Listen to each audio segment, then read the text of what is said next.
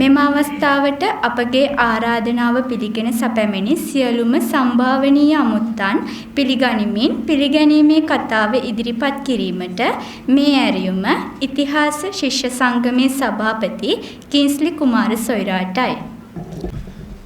සුබෝදෑසනක් වේවා සියලු දෙනාටම ගෞරවනීය මහා සංඝරත්නයෙන්ද ඒ වගේම මෙම දේශනාවට විශේෂයෙන්ම අපි ආරාධනා කොට ලැබූ සම්මානීය මහාචාර්ය ජයදේව ව්‍යංගන මැතිතුමනි ඒ වගේම අප මානව ශාස්ත්‍ර පීඨය නියෝජනය කරමින් පැමිණි මහාචාර්ය පැට්‍රික් රත්නායක මැතිතුමනි ඒ වගේම ඉතිහාස අධ්‍යනාංශය නියෝජනය කරමින් අප අධ්‍යනාංශයේ සේවයේ නියුතු ආර්.එච්.ඒ. ගුණවර්ධන මැතිතුමන් ඊට පස්සේ යූ.බේ කරුණානන්ද මැතිතුමන් එවැනි කේ.එම්.පී.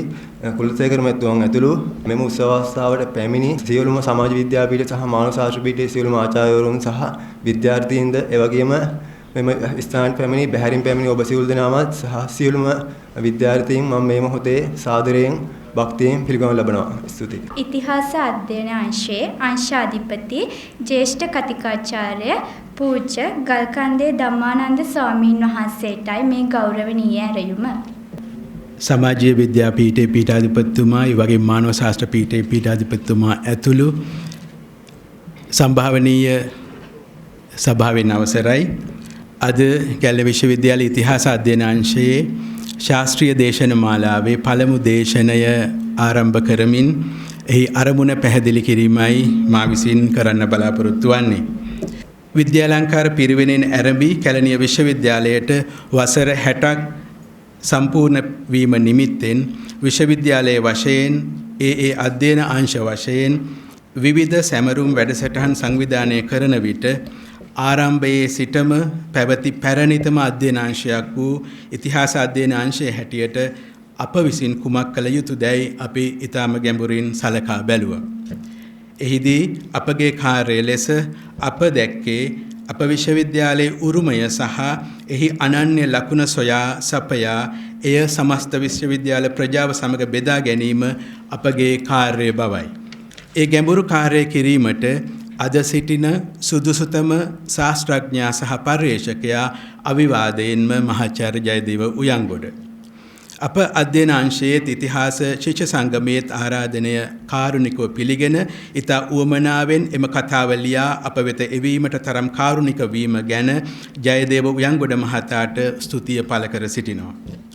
අප 60 වෙනි සංවත්සරයේ සැමරීම සඳහා කළ යුත්තේ මේ බඳු ශාස්ත්‍රීය දේශනයක් පැවැත්වීමය කියා මඟ පෙන්වූ පසුව ඒ ඊතා හොඳින් වටහාගෙන ඒ ඉලක්කය වෙත යාමට ඊතා වෙහෙසගෙන කටයුතු කළ ඉතිහාස ශිෂ්‍ය සංගමයේ සියලුම දෙනාට මේ සම්භාවනීය සභාවේදී මා ඊතාම ගෞරවය පළ කරනවා ඉතිහාස අධ්‍යයනාංශ ආචාර්ය මණ්ඩලය වෙනුවෙන්.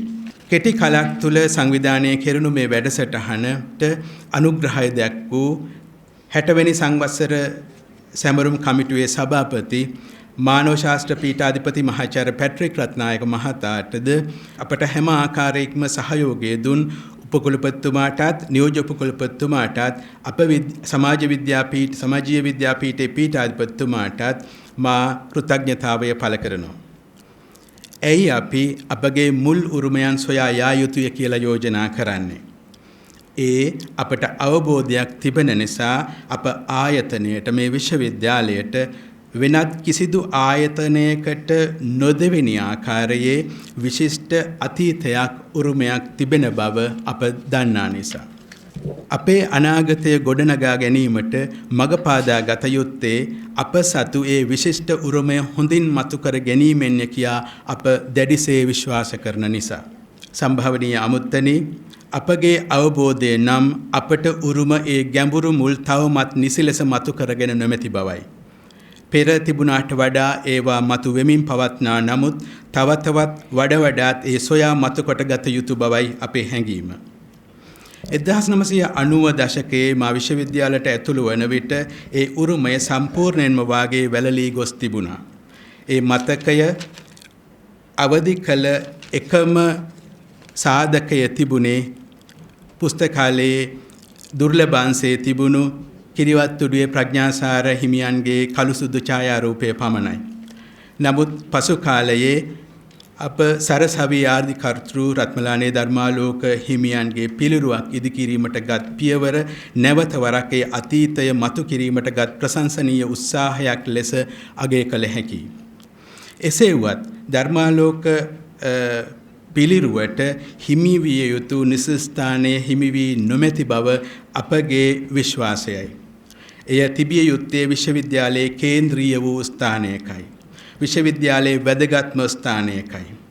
එහෙයින් 60 වෙනි සංවත්සර උත්සව සභාවේ සිට මේ විශ්වවිද්‍යාලයේ පැරණිතම අධ්‍යයනාංශයක අංශාධිපති හැටියටත් මෙහි සාකච්ඡා වන බුද්ධිමය සම්ප්‍රදාය ගොඩනගන්නට හවුල්ලුණු කීප දෙනා අතර එක් අයෙකුගේ එකම පැවිදි ශිෂ්‍යයා හැටියටත් මා ඉල්ලීමක් කරන්න කැමැතියි.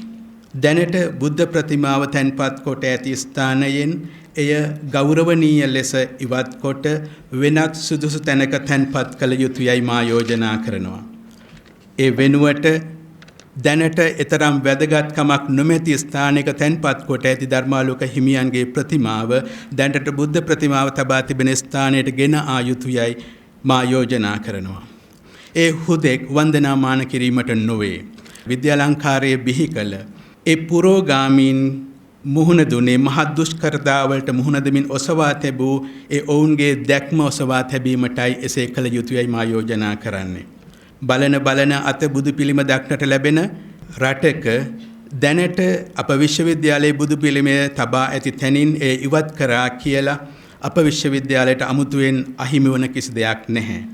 එහෙත් රත්මලානේ ධර්මාලෝකලා, ලුණුපොකුණේ ධම්මානන්දලා, හැඩිපන්නල පඤ්ඤාලෝකලා, නාරාවිල ධම්මරතනලා සහ යක්කඩුවේ ප්‍රඥාරාමලා ඔවුනට හිමි තැනින් ඉවත් කොට තැබුවහොත් අපට අහිමි වන දේ විශාලයි.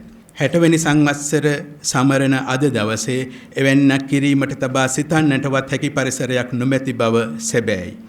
එහෙත් එම සංවාදය අද ආරම්භ කළහොත් 75 වෙනි සංවත්සරයේ සමරන දිනය වන විටදීවත් එබඳු දෙවන්ත වෙනසක් වෙත ගමන් කිරීමට අපට හැකිවනු ඇති. මහාචාර්ය ජයදේව උයන්ගොඩ මහතා විසින් පවත්වන මෙම ශාස්ත්‍රීය දේශනය එබඳු ගමනක් ඇරඹීමට නිසැකයෙන්ම ශක්තිය සහ මඟ පෙන්වීම සිදු කරනවා ඇති. බොහොම ස්තුතියි. පැමිණ සිටින විද්වත් සභාවෙන් අවසරයි. මහාචාර්ය ජයදේව උයන්ගොඩ විශිෂ්ට උගතකි. දේශපාලන විද්‍යාව හා ආණ්ඩුක්‍රම පිළිබඳ විශේෂඥයෙකි. විද්‍යාර්ථීන් වෙනුවෙන් කැප වූ විශ්වවිද්‍යාල ආචාර්යවරයෙකි. විචක්ෂණශීලී මානව හිතවාදී බුද්ධිමතිකු හා දේශපාලන ක්‍රියාකාරිකයෙකි. 1970 දශකයේදී පේරාදෙණියේ ලංකා විශ්වවිද්‍යාලයෙන් දේශපාලන විද්‍යාව පිළිබඳ ප්‍රථම පන්ති සාමාර්ථයක් සහිතව උපාධිය ලබාගත් ඔහු ඉනිග්බිතිව කොළඹ විශ්වවිද්‍යාලයේ දේශපාලන විද්‍යාව පිළිබඳ සහකාර කතිකාචාර්යවරයෙකු ලෙස පත්වීම ලැබ සිය ශාස්ත්‍රීය ඉගැන්වීම හා ජීවිතය ආරම්භ කළේය. පශ්චාත් උපාධි කටයුතු සඳහා හවායි විශ්වවිද්‍යාලයට ඇතුළත් වූ ඔහු අන්තර්ජාතික සබඳතා හා ගෝලීය ප්‍රවණතා කෙරෙහි අවධානය යොමු කරමින් එවකට අලුත බිහි වූ දකුණු ආසියාතික රාජ්‍යයක් වූ බංගලාදේශයේ දේශපාලනය සිය පර්යේෂණ විශේෂ ක්ෂේත්‍රය බවට පත්කරගත්තේය. Nationalism and State Formation in Bangladesh නමින් 1986 වර්ෂයේදී ඉදිරිපත් කරන ලද උපාධි නිබන්ධනය සඳහා ඔහු වෙත දර්ශන විශාරද උපාධිය පිරිනැමිනි. පෙරලා ශ්‍රී ලංකාවට පැමිණි ඔහු කොළඹ විශ්වවිද්‍යාලයේ දේශපාලන විද්‍යාව පිළිබඳ ආචාර්යවරයෙකු ලෙස ස්වකීය ශාස්ත්‍රීය හා ඉගැන්වීමේ කටයුතු නැවත ආරම්භ කොට 2016 වර්ෂයේදී ජ්‍යෙෂ්ඨ මහාචාර්යවරයෙකු ලෙස විශ්වවිද්‍යාල සේවයෙන් විශ්‍රාම ලැබීය. විශ්වවිද්‍යාල සේවයේ නිරතව සිටි කාලයේත් ඉන්පසුවත් ඔහු ජාත්‍යන්තර හා ජාතික තලයේ තනතුරු ගණනාවක් ලැබවිය. ඉන්දියාවේ Center for Study of Developing Societies හි විනේත්‍ර මහාචාර්ය, ශ්‍රී ලංකාවේ Center for Policy Research and Analysis හි සම අධ්‍යක්ෂ, ශ්‍රී ලංකා පදනම් ආයතනයේ සභාපති හා සමාජ විද්‍යාඥයන්ගේ සංගමේ සම අධ්‍යක්ෂක ඒ අතුරින් කිහිපයකි. මහාචාර්ය උයන්ගොඩ විසින් පළ කරන ලද ශාස්ත්‍රීය ලිපි ලේඛන සංඛ්‍යාව අතිවිශාලය. Ethnic Conflict in Sri Lanka, ජාතිය, ජාතිවාදය හා ජාතික රාජ්‍ය, State Formation in Sri Lanka හා Question of Sri Lanka's Minority Rights ආදී කෘතීන්ට අමතරව ඔහු විසින් සම්පාදිත ශාස්ත්‍රීය ලිපි සංඛ්‍යාව 100 ඉක්මවයි. මේ හැර වසර ගණනාවක් තිස්සේ සමාජ විද්‍යාඥයන්ගේ සංගමයේ විසින් පළ කරන ලද ප්‍රවාද ශාස්ත්‍රීය සංග්‍රහයේ සංස්කාරකවරයා වූයේද මහාචාර්ය උයන් ගොඩයි. ඔහු විසින් රචිත ලිපි ලේඛන වලින් ශ්‍රී ලංකාවේ ජනවාර්ගික අර්බුදය, ජාතීන්ගේ අයිතිවාසිකම් හා ගැටුම් निराකරණය ආදී අංශ කෙරෙහි විශේෂ අවධානයක් යොමු කර තිබේ. ආණ්ඩුක්‍රම ව්‍යවස්ථා පිළිබඳ විශේෂඥයෙකු වන ඔහු 1999 වර්ෂයේදී ආචාර්ය නීලන් තිරිචෙල්ලම් සමග ව්‍යවස්ථා ආකෘතියක්ද කෙටුම්පත් කළේය. මහාචාර්ය ජයදේව උයන්ගොඩ ප්‍රාමාණික උගතෙකු හා දේශපාලන ක්‍රියාකාරිකයෙකු වශයෙන් වර්තමානයේද සක්‍රීය භූමිකාවක් ඉටු කරමින් සිටී. මෙතෙන් සිට දේශනය ඉදිරියට පවත්වාගෙන යාම සඳහා සේවා සම්මානිත මහාචාර්ය ජයදේව උයන්ගොඩ මැතිතුනි, ඔබටයි මේ ගෞරවනීය ආරාධනය.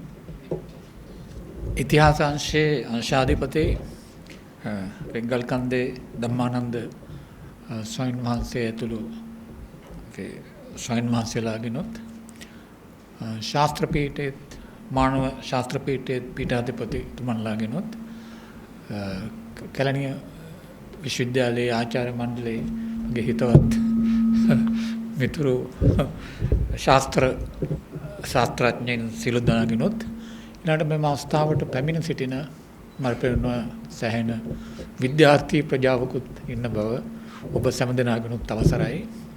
මා පළමුවෙන්ම කැමැතියි මෙම අවස්ථාවට සහභාගී වීමට මට ආරාධනා කිරීම පිළිබඳව පෙත්ගල්කන්දේ ධම්මානන්ද ස්වාමීන් වහන්සේටත් ඉතිහාස ශිෂ්‍ය සංගමේ නිලධාරී මහත්මීන්ටත් මම හිතන්නේ මගේ කෘතවේදී ස්තුතිය පළ කළ යුතුයි. ඒ වගේම අපේ මහාචාර්ය වීරසූරිය මහතාත් අවස්ථා කිහිපකදීම මට මා සමග සඳහන් කළා මේ කැලණිය විශ්වවිද්‍යාලයේ 60 වෙනි සංවත්සරය සඳහා වන උත්සවයේ කතාවක් පැවැත්වීමට එන්න කියලා. ඒකට ඒ මහතාගේ සඳහන් කරනකොට මම ධම්මානන්ද ස්වාමීන් වහන්සේගේ ආරාධනාව පිළිගෙන හමාර වෙලා තිබුණා.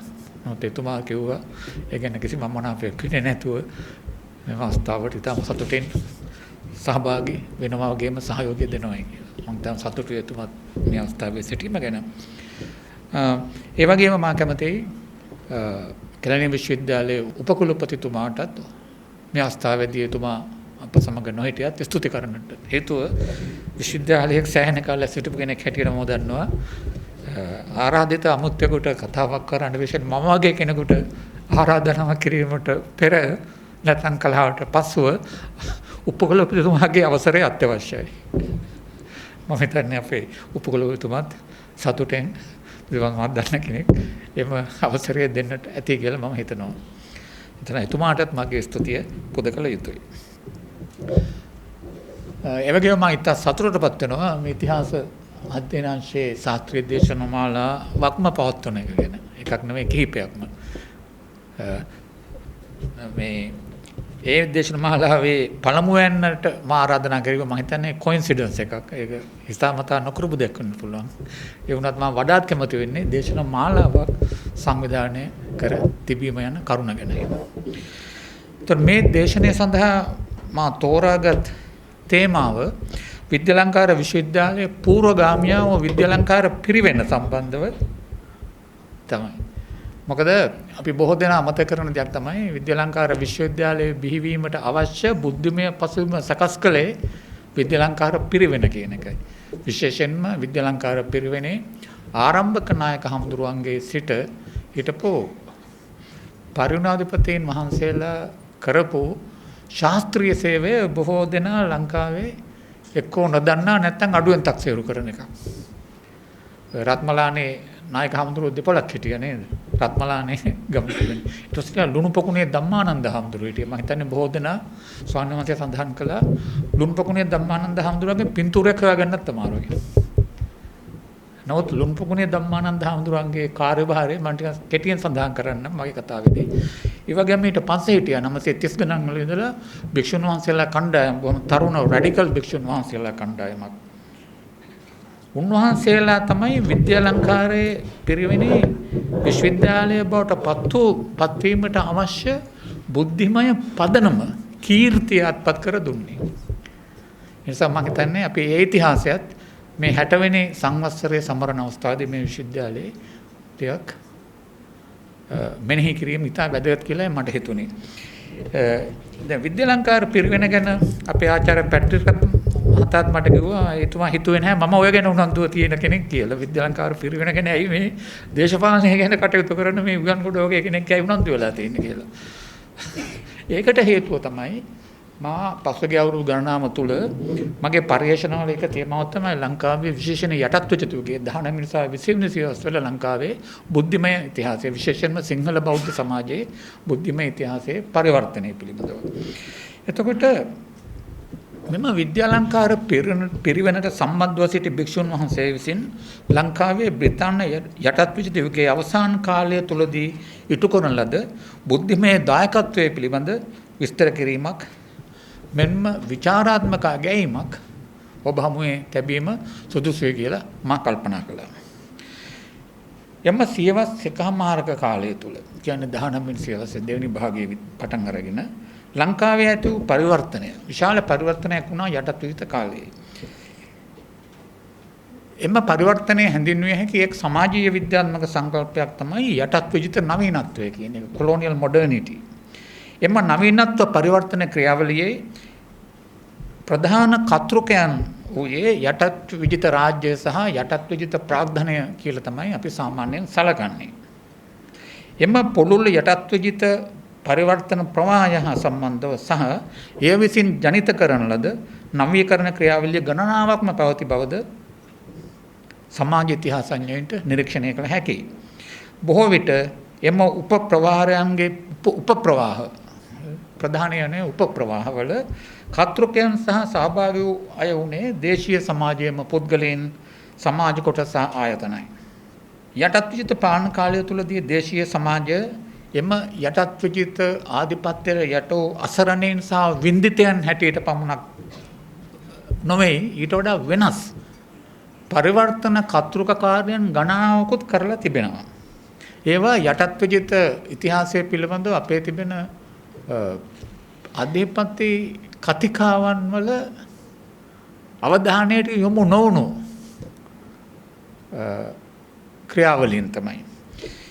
එතකොට යටත් විජිත පරිවර්තන යුගයේ තුල තිබෙන මේ ප්‍රධාන කතන්දර තියෙනවා. ප්‍රධාන ආඛ්‍යාන වලින් හසු කර නොගන්නා මේ කුඩා ආඛ්‍යාන, චූල ආඛ්‍යාන තියෙනවා, චූල වංශ තියෙනවා.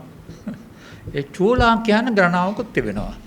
මම හිතන්නේ අපේ ඔය 18 වෙනි සියවසේ විතර ඇති වෙන පරිවර්තන ක්‍රියාවලිය නිසි ලෙස තේරුම් ගන්න නම් ඒ වගේ මේ පරිවර්තනයට දායක වුණු වෙනත් පරිවර්තන මාමත් විවෘත කරලා තිබුණු අර කුඩා ප්‍රයත්නයන් ගැනත් මම හිතන්නේ අවධානය යොමු කළ යුතුයි.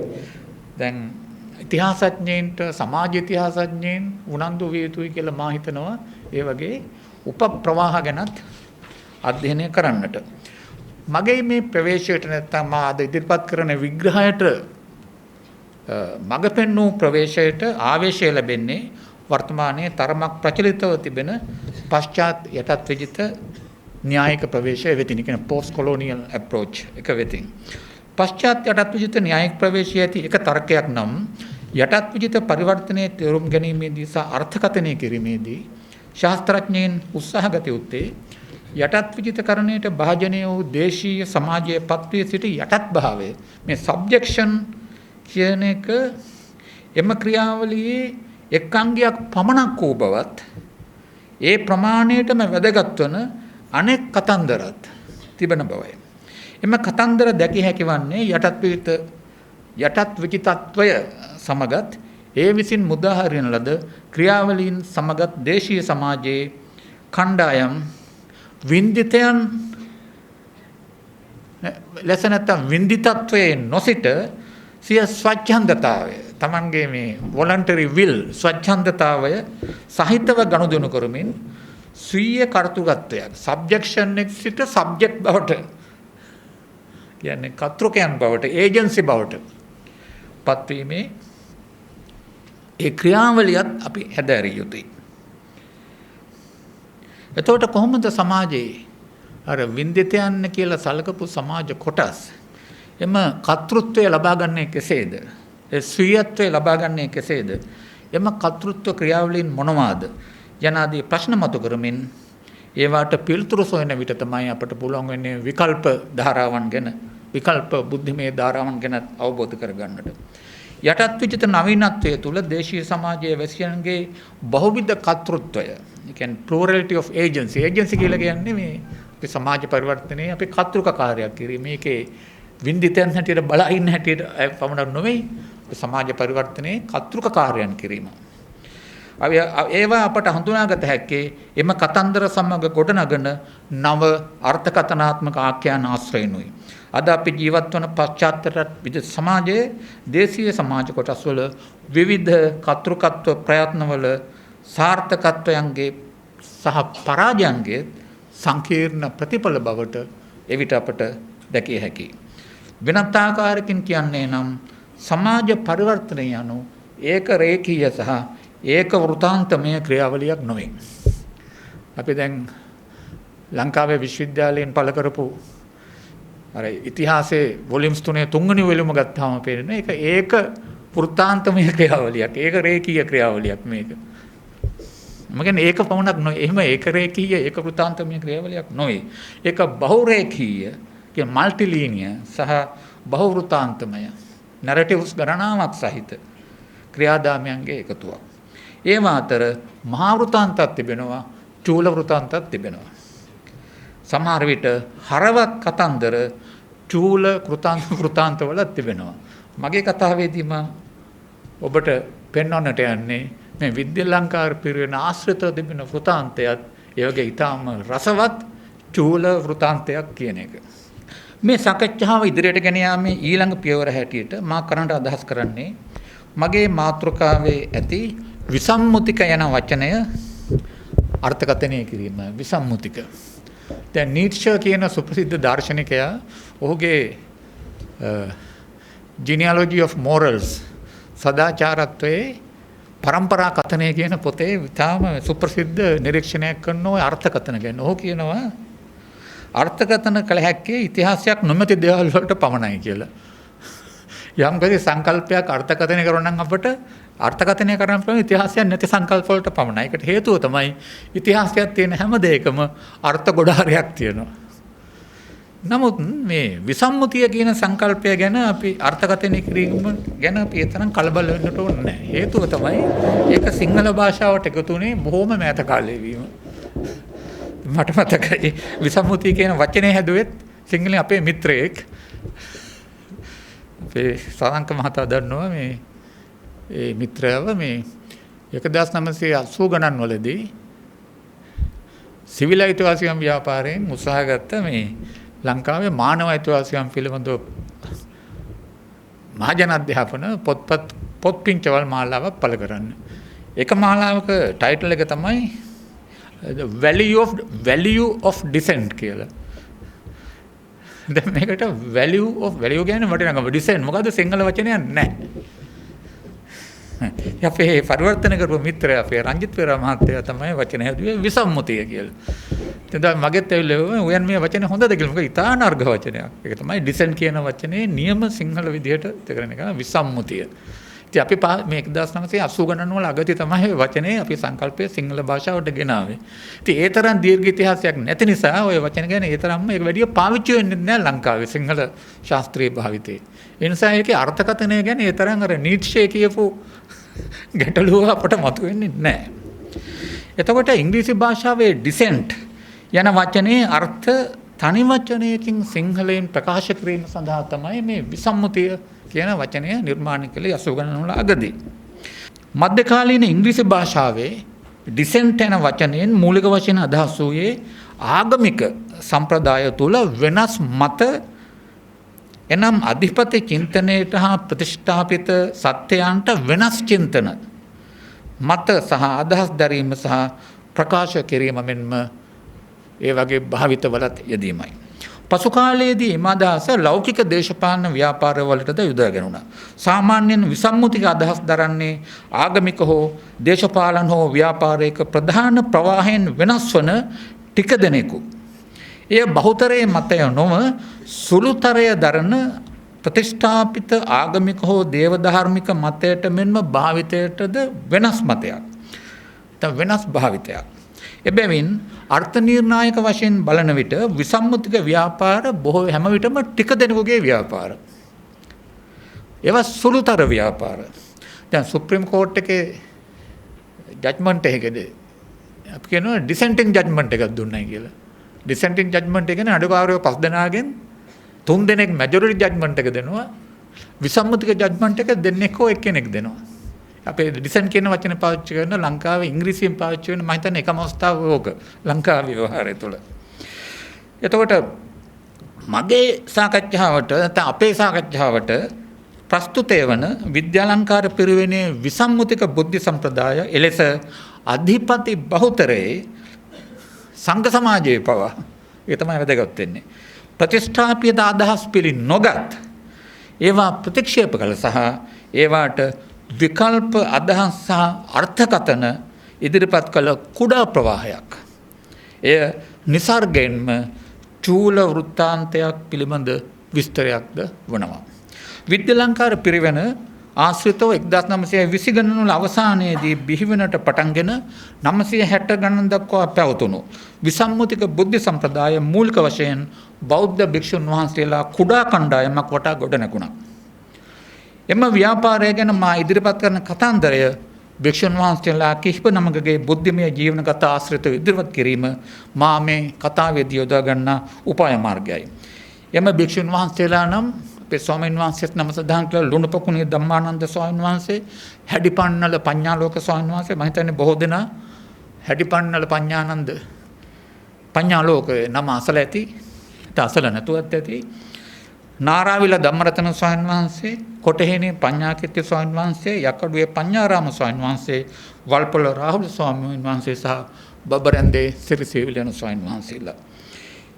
දැන් මේ ස්වාමීන් වහන්සේලා එක්කෙනෙක් අර අනෙක් හැම කෙනෙකුගේ පින්තූර අපේ ස්වාමීන් වහන්සේලා සාහිත්‍ය සංගමයේ පළ කරපු මේ පොත් පිංචියේ තිබෙනවා. පින්තූරයක් නැතකාගේද? අපේ නාරාවිල ධම්මරතන හාමුදුරන්ගේ. ඒකට හේතුවක් තිබෙනවා. නාරාවිල ධම්මරතන හාමුදුරගේ පින්තූරය හොයාගන්න නැහැ. එතුමාගේ පින්තූරයක් හොයාගන්න මමත් ගියා. එතුමාගේ පන්සලට නාරාවිල. නාරාවිල මේ තිබෙන්නේ මේ වයඹ පළාතේ පටන් ගන්න හැටි. එතුමාගේ ශිෂ්‍ය ස්වාමීන් වහන්සේ තමයි දැන් ඒ පන්සලේ අධිපති ඉන්නේ. ඒ තනි පින්තූරයක් නැහැ එතුමාගේ. ඒ පන්සලේවත් නැහැ නාරාවිල හඳුරගේ පින්තූරය. නමුත් ඇල්බම් එකේ තිබුණා පරණ ටිකක් පේන්නේ හොඳට පැහැදිලි නැති ෆොටෝ ඇල්බම් එකක් තියෙනවා. ඒක තියෙනවා පින්තූරය. ඒ හරියට පැහැදිලි නැහැ ඒ ස්වාමීන් වහන්සේගේ මුහුණ. නිසා ඒ ස්වාමීන් වහන්සේ ගැන රිසර්ච් කරපු මටවත් ඒ ස්වාමීන් වහන්සේගේ චිත්‍රයක් මගේ හිතේ නැහැ.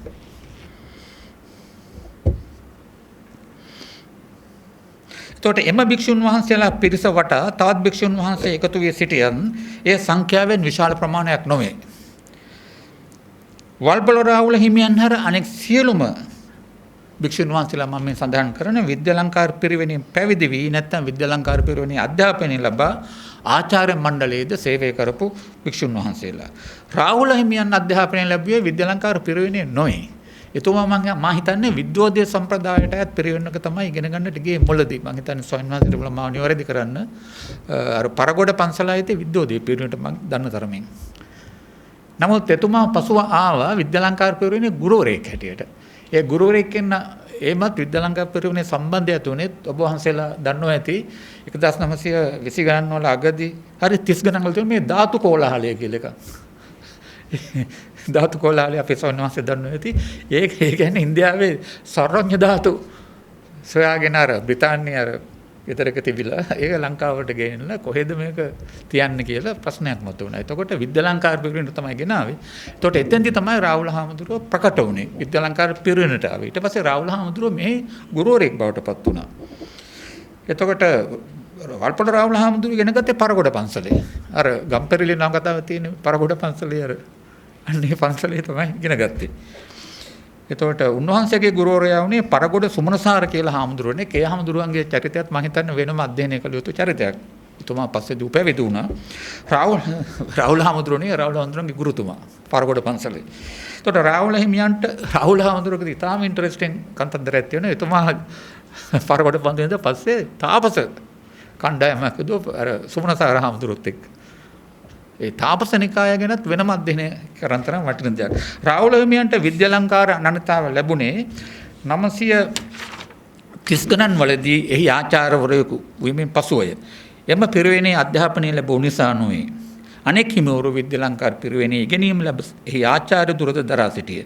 යකඩුවේ ප්‍රඥාරාම සහ කොටහෙනේ පඤ්ඤාගිත් යන හිමිවරු විද්‍යාලංකාර පිරිවෙන විශ්වවිද්‍යාලය බවට පත් කළාට පස්සේ එහි මහාචාර්ය සහ පීඨාධිපතිවරු වුණා. ඒතොර පළවෙනි උපකුලපති වුණේ කවුද? විද්‍යාලංකාර විශ්වවිද්‍යාලය. මේකල්නේ විද්‍යාලංකාර විශ්වවිද්‍යාලය. කිරොද්දුරේ පඤ්ඤාසාර හාමුදුරුවෝ විද්‍යාලංකාර පිරිවෙනේ පරිවුණාධිපති ස්වාමීන් වහන්සේ. මේ භික්ෂුන් වහන්සේලා කණ්ඩායමේ විශේෂත්වය නම් උන්වහන්සේලා දේශපාලනය කිරීමයි. දැන් මගේ උනන්දු වෙන එකක් තමයි මේක. හැබැයි මම කතා කරන්නේ උන්වහන්සේගේ දේශපාලනය ගැන නෙමෙයි අද වැඩියෙන්. වැඩියෙන් කතා කරන්නේ උන්වහන්සේලාගේ ශාස්ත්‍රීය දායකත්වය ගැන. ඒතර උන්වහන්සේලා කළ දේශපාලනය වනාහි විසම්මුතික දේශපාලනයක්. ඒ 1940 ගණන් වල මුල් අවුරුදු වල ආරම්භ වූ ක්‍රියාවලියක්. දේශපාලන භික්ෂූන් නැත්නම් පොලිටිකල් මන්ක්ස් යන අපහාසාත්මක වචන වලින් මම භික්ෂුන් වහන්සේලා කණ්ඩායම ඒ කාලේ පොත්පත් වලින් හඳුන්වනු ලැබුවා. විශේෂයෙන්ම ලේක් හවුස් ආයතනයේ හිමිව සිටි විජේවර්ධන මහතාගේ පවුලේ දිනමින සහ ඩේර නිවුස් පත්‍රවල මේ භික්ෂුන් වහන්සේලාට ඉතාම දරුණු විදියට අදත් පත්‍ර වලින් කරනවා වගේ එදත් කළා දරුණු විදියට පහර ගැහුවා. ඒගොල්ලෝ ඩේර නිවුස් පත්‍රයේ මේගොල්ලෝ පොලිටිකල් මන්ක්ස්ලා කියලා. සිංහල පත්‍රවල සිංහල බෞද්ධ පත්‍රයේ ඊට පස්සේ පහර ගැහුවා දේශපාලන භික්ෂූන් කියලා. අර NGO භික්ෂූන් කියලා අද කියන්නේ වගේ එකක්. ඒ කාලේ දේශපාලන භික්ෂූන් කියන එක. 940 ගණන් වල ලංකාවේ දේශීය ගිහි ප්‍රභූ පන්තියේ ප්‍රධානියා වූ අමාත්‍ය මණ්ඩලයේ ප්‍රධානියා වූ DS සේනානායක මහතා සහ මෙම භික්ෂු කණ්ඩායම අතර පැවතියේ ගැටුමක්. එම ගැටුම 47 වසරවල උස්සන්න වී විවෘත ගැටුමක් බවට පත් වුණා. ඒ කාලේ තමයි මේ විද්‍යාලංකාරයේ ස්වාමීන් වහන්සේලා කාලය කියන සතිපතා පත්‍රයක් පටන් ගත්තේ. ඒක ලංකාවේ රැඩිකල් ජර්නලිසම් වල ඉතාම වැදගත් සම්දිස්ථානයක 46 47 අවුරුද්දේ මම හිතන්නේ 45 පටන් ගත්තේ මගේ මතක හැටියට. රැඩිකල් ජර්නලිසම් වල ඉතාම වැදගත් මේ නිර්මාණයක් තමයි ওই කාලය කියන සංග්‍රහය. කාලේ පත්‍රය කියන්නේ සතිපතා පුවත්පත. විසම්මුතික ව්‍යාපාර වලින් සාමාන්‍ය සිදුවන කාර්යයක් නම් සමාජයේ පවත්නා සුපුරුදු සහ අධිපති සිතීම් සංකල්ප ලෝක දෘෂ්ටි විශ්වාස සහ භාවිතාවන් ප්‍රශ්න කිරීම සහ ප්‍රතික්ෂේප කිරීමත් ඒ වෙනුවට විකල්ප සිතීම් අර්ථකථන ලෝක දෘෂ්ටි සහ භාවිතයන් හඳුන්වා දීමත්ය. අප දැනට සඳහන් කරන පරිදි මේ පිළිබඳ ඇති බොහෝ ඓතිහාසික නිදසුන් ආගමික ව්‍යාපාර වෙතින් පැන නගෙන ඒවා. දකුණු ආසියාවේ හින්දු සහ බෞද්ධ ආගමික චින්තන ඉතිහාසය තුළ මිත්‍යා දෘෂ්ටික සහ සම්‍යක් දෘෂ්ටික යන ද්වි විරෝධී බයිනරි සංකල්ප ප්‍රභේදයෙන් හඳුන්වනු ලැබ තිබෙන්නේ ප්‍රතිෂ්ඨාපිත සහ විකල්ප යන චින්තන ධාරා සහ භාවිත අතර තිබුණු තරංගය සහ ගැටුමයි. විසම්මුතික චින්තන බිහිවන්නේ වේගවත් සමාජ පරිවර්තනයක පසුබිම තුලයි. එය ඉන්ටෙලෙක්චුවල් හිස්ටරි ඕනම සමාජයක බුද්ධිමය ඉතිහාසය ගැන හදාරන කෙනෙකුට අපට පහසුවෙන් පෙනෙන දෙයක්. 20 වෙනි සියවසේ දෙවන භාගය ලංකාවේ සමාජ පරිවර්තනයේ තිබී දෙවන භාගයේ ලංකාවේ සමාජ පරිවර්තනයේ තිබී එක් විශේෂ කරුණක් ගැන අපට සඳහන් කරන්න පුළුවන් මෙතෙන්දී. එනම් 16 වෙනි සියවසේ මුලදී ආරම්භ වූ යටත් විජිත පරිවර්තන ක්‍රියාවලියේ සියලු ප්‍රතිඵල කුළු ගැන්වුණු කාලපරාසය 20 වෙනි සියවසේ මුල් අර්ධය යන්නයි. ඒ මුල් වර්ධයේ 9505 විතර කාලෙ ඉඳලා පටන් ගත්ත යටත් විජිත පරිවර්තනය අන්තිමට කුළු ගැල්ලීමේ ප්‍රතිඵල අපට පේන්නේ 950 කාල පරිච්ඡේදය තුල තමයි. මෙම ප්‍රවාදයේ පැහැදිලි කිරීම වෙනම රචනයක මාතෘකාවක්. එහෙත් අපේ සාකච්ඡාවට එම ප්‍රවාදයේ වෙතින් ලැබෙන පිටුහල ගැන පමණක් දැනට කතා කරන්නේ නම් මෙසේය. ලංකාවේ බෞද්ධ සමාජය ඇතු නවීකරණ ක්‍රියාවලිය තුළ යටත් විජිත පරිවර්තන කාල පරිච්ඡේදයේදී හටගත් තුන්වෙනි විසම්මුතික ප්‍රයත්නය තමයි 940 948 යන අවුරුදු 20ක පමණ කාලය තුළ විද්‍යාලංකාර පිරිවෙන ආශ්‍රිත මතුණු මේ භික්ෂුන් වහන්සේලාගේ ප්‍රයත්නය. පළමුවෙනි විසම්මුතික ප්‍රයත්නය කුමක්ද? ලංකාවේ ථේරවාද සංඝ සංවිධානය තුළ බෞද්ධ සමාජය තුළ මේ යටත් විජිත කාලයේ තුන විසම්මුතික ප්‍රයත්න කිහිපයක්. මා සිතන හැටියට පළමුවෙනි වැදගත්ම විසම්මුතික ප්‍රයත්නය තමයි 1803 දී අමරපුර නිකාය බිහිවීම. දෙවැන්න 1863 දී රාමඤ්ඤ නිකාය පිහිටුවීම. මේ අවස්ථා දෙකෙහිම තිබූ ලක්ෂණය නම් ඒවා භික්ෂු සමාජයේ සංවිධානාත්මක විඛණ්ඩන නැතහොත් බෙදීම් ලෙස ප්‍රකාශයට පත්වීමයි. එහෙත් විද්‍යාලංකාර පිරිවෙනේ විසම්මුතිකත්වය එවැනි ප්‍රතිඵලයකට තුඩු දුන්නේ නැහැ. එයද වෙනම විග්‍රහයකට භාජනය කළ යුතු කරුණක්. ඒ වයින් සිදු වූයේ ලංකාවේ ථේරවාදී සංඝ සමාජය සමාජීය අර්ථයෙන් නිර්ප්‍රභූ ධාරාවන්ගෙන්ද සමන්විත ප්‍රජාතාන්ත්‍රික පරිවර්තනයකට භාජනය වීමයි.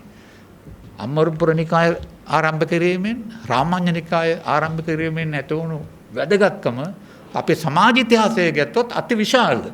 අර යටත් විජිත සමාජය විසින් කියන්නේ මේ නොසිතා ඇතිකරපු එක ප්‍රතිඵලයක් තමයි ලංකාවේ සිංහල සමාජයක දෙමළ සමාජයට ඇති වෙන්නේ නැති පරිවර්තනය. සමාජයේ ප්‍රජාතන්ත්‍රීය පරිවර්තනය. ඒ පරිවර්තනය ප්‍රකාශයට පත්වුණු වැදගත්ම අවස්ථා දෙයක් සිදුුනේ ලංකාවේ බෞද්ධ සමාජයේ සංඝ සමාජයේ. 803 අමරපුර නිකාය පිහිටවීමත් 863 රාමඤ්ඤ නිකාය පිහිටවීමත් පසුව සියම් නිකායේ ඔය පහතරට පාර්ශව රෝහණ පාර්ශව ඒවා පිහිටවීම තුලත් තිබෙන්නේ ওই ක්‍රියාවලියේ වෙනත් ප්‍රකාශන ලෙස අපට සමාජ ඉතිහාසයේ පැත්තෙන් බැලුවොත් කියන්නට පුළුවනි. සංඝ සමාජයේ සංවිධානමය විඛණ්ඩනයකට තොඩු නොදුන්නද විද්‍යාලංකාර විසම්මුතිකත්වයේ වැදගත්කම අඩුවෙන් තක්සේරු කළ යුතු නැත. මන්දයත් ලංකාවේ ථේරවාදී බෞද්ධ චින්තන සම්ප්‍රදාය තුළ සිදු කරන ලද ඉතාම වැදගත් ප්‍රශ්න කිරීම් කිහිපයක්ම එම විසම්මුතිය ගැබ්වූ නිසයි. එම ප්‍රශ්න කිරීම් කේන්ද්‍රගත වී ඇති මූලික තේමාවක් අපට හඳුනාගත හැකියි. එය නම් බුදුන් වහන්සේ ඉගැන්වීම සහ ලෞකික සමාජය අතර සම්බන්ධතාව යලි සංකල්පගත කිරීමයි. ඔය විසම්මුතික බුද්ධ සම්ප්‍රදාය වලින් කරන දෙයක් තමයි පවත්නා සංකල්ප අලුතෙන් සංකල්පගත කරනවා, රීකන්සෙප්චුවලයිස් කරනවා. අපි දැන් හිතන කතා කරන අපි පාවිච්චි කරන කැටගරිස් සංකල්ප වලට අලුත් අර්ථ ලබා දෙනවා.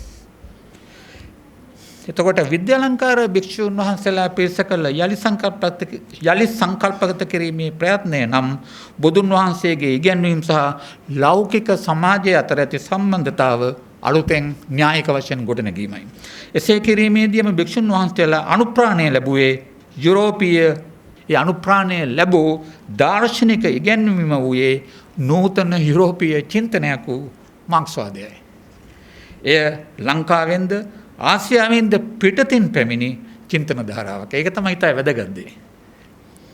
ආසියාතික නොවන චින්තනයක් වැළඳගත් පළමුවෙනි ආසියාතික බෞද්ධ භික්ෂු පිරිස විද්‍යාලංකාර පිරිවෙන් ඉගෙනගත් ලුණුපොකුණේ ධම්මානන්ද හාමුදුරන්ගේ ගෝල පිරිස. විද්‍යාලංකාර පිරිවෙන් භික්ෂුන් වහන්සේලා ආරම්භ කළ මාක්ස්වාදය හා බුදුදහම අතර සංවාදයේ ප්‍රධාන න්‍යායික ප්‍රකාශකයන් වූයේ යක්කඩුවේ පඤ්ඤාරාම හිමි සහ නාරාවිල ධම්මරතන හිමි. ඒ දෙන්න තමයි. දැන් නාරාවිල ධම්මරතන හිමි කියන්නේ ලංකාවේ බෞද්ධ සම්ප්‍රදාය සංඝ සම්ප්‍රදාය තුල පවා අමතක කිරීමට භාජනය කරනු ලැබූ භික්ෂුන් වහන්සේ නම.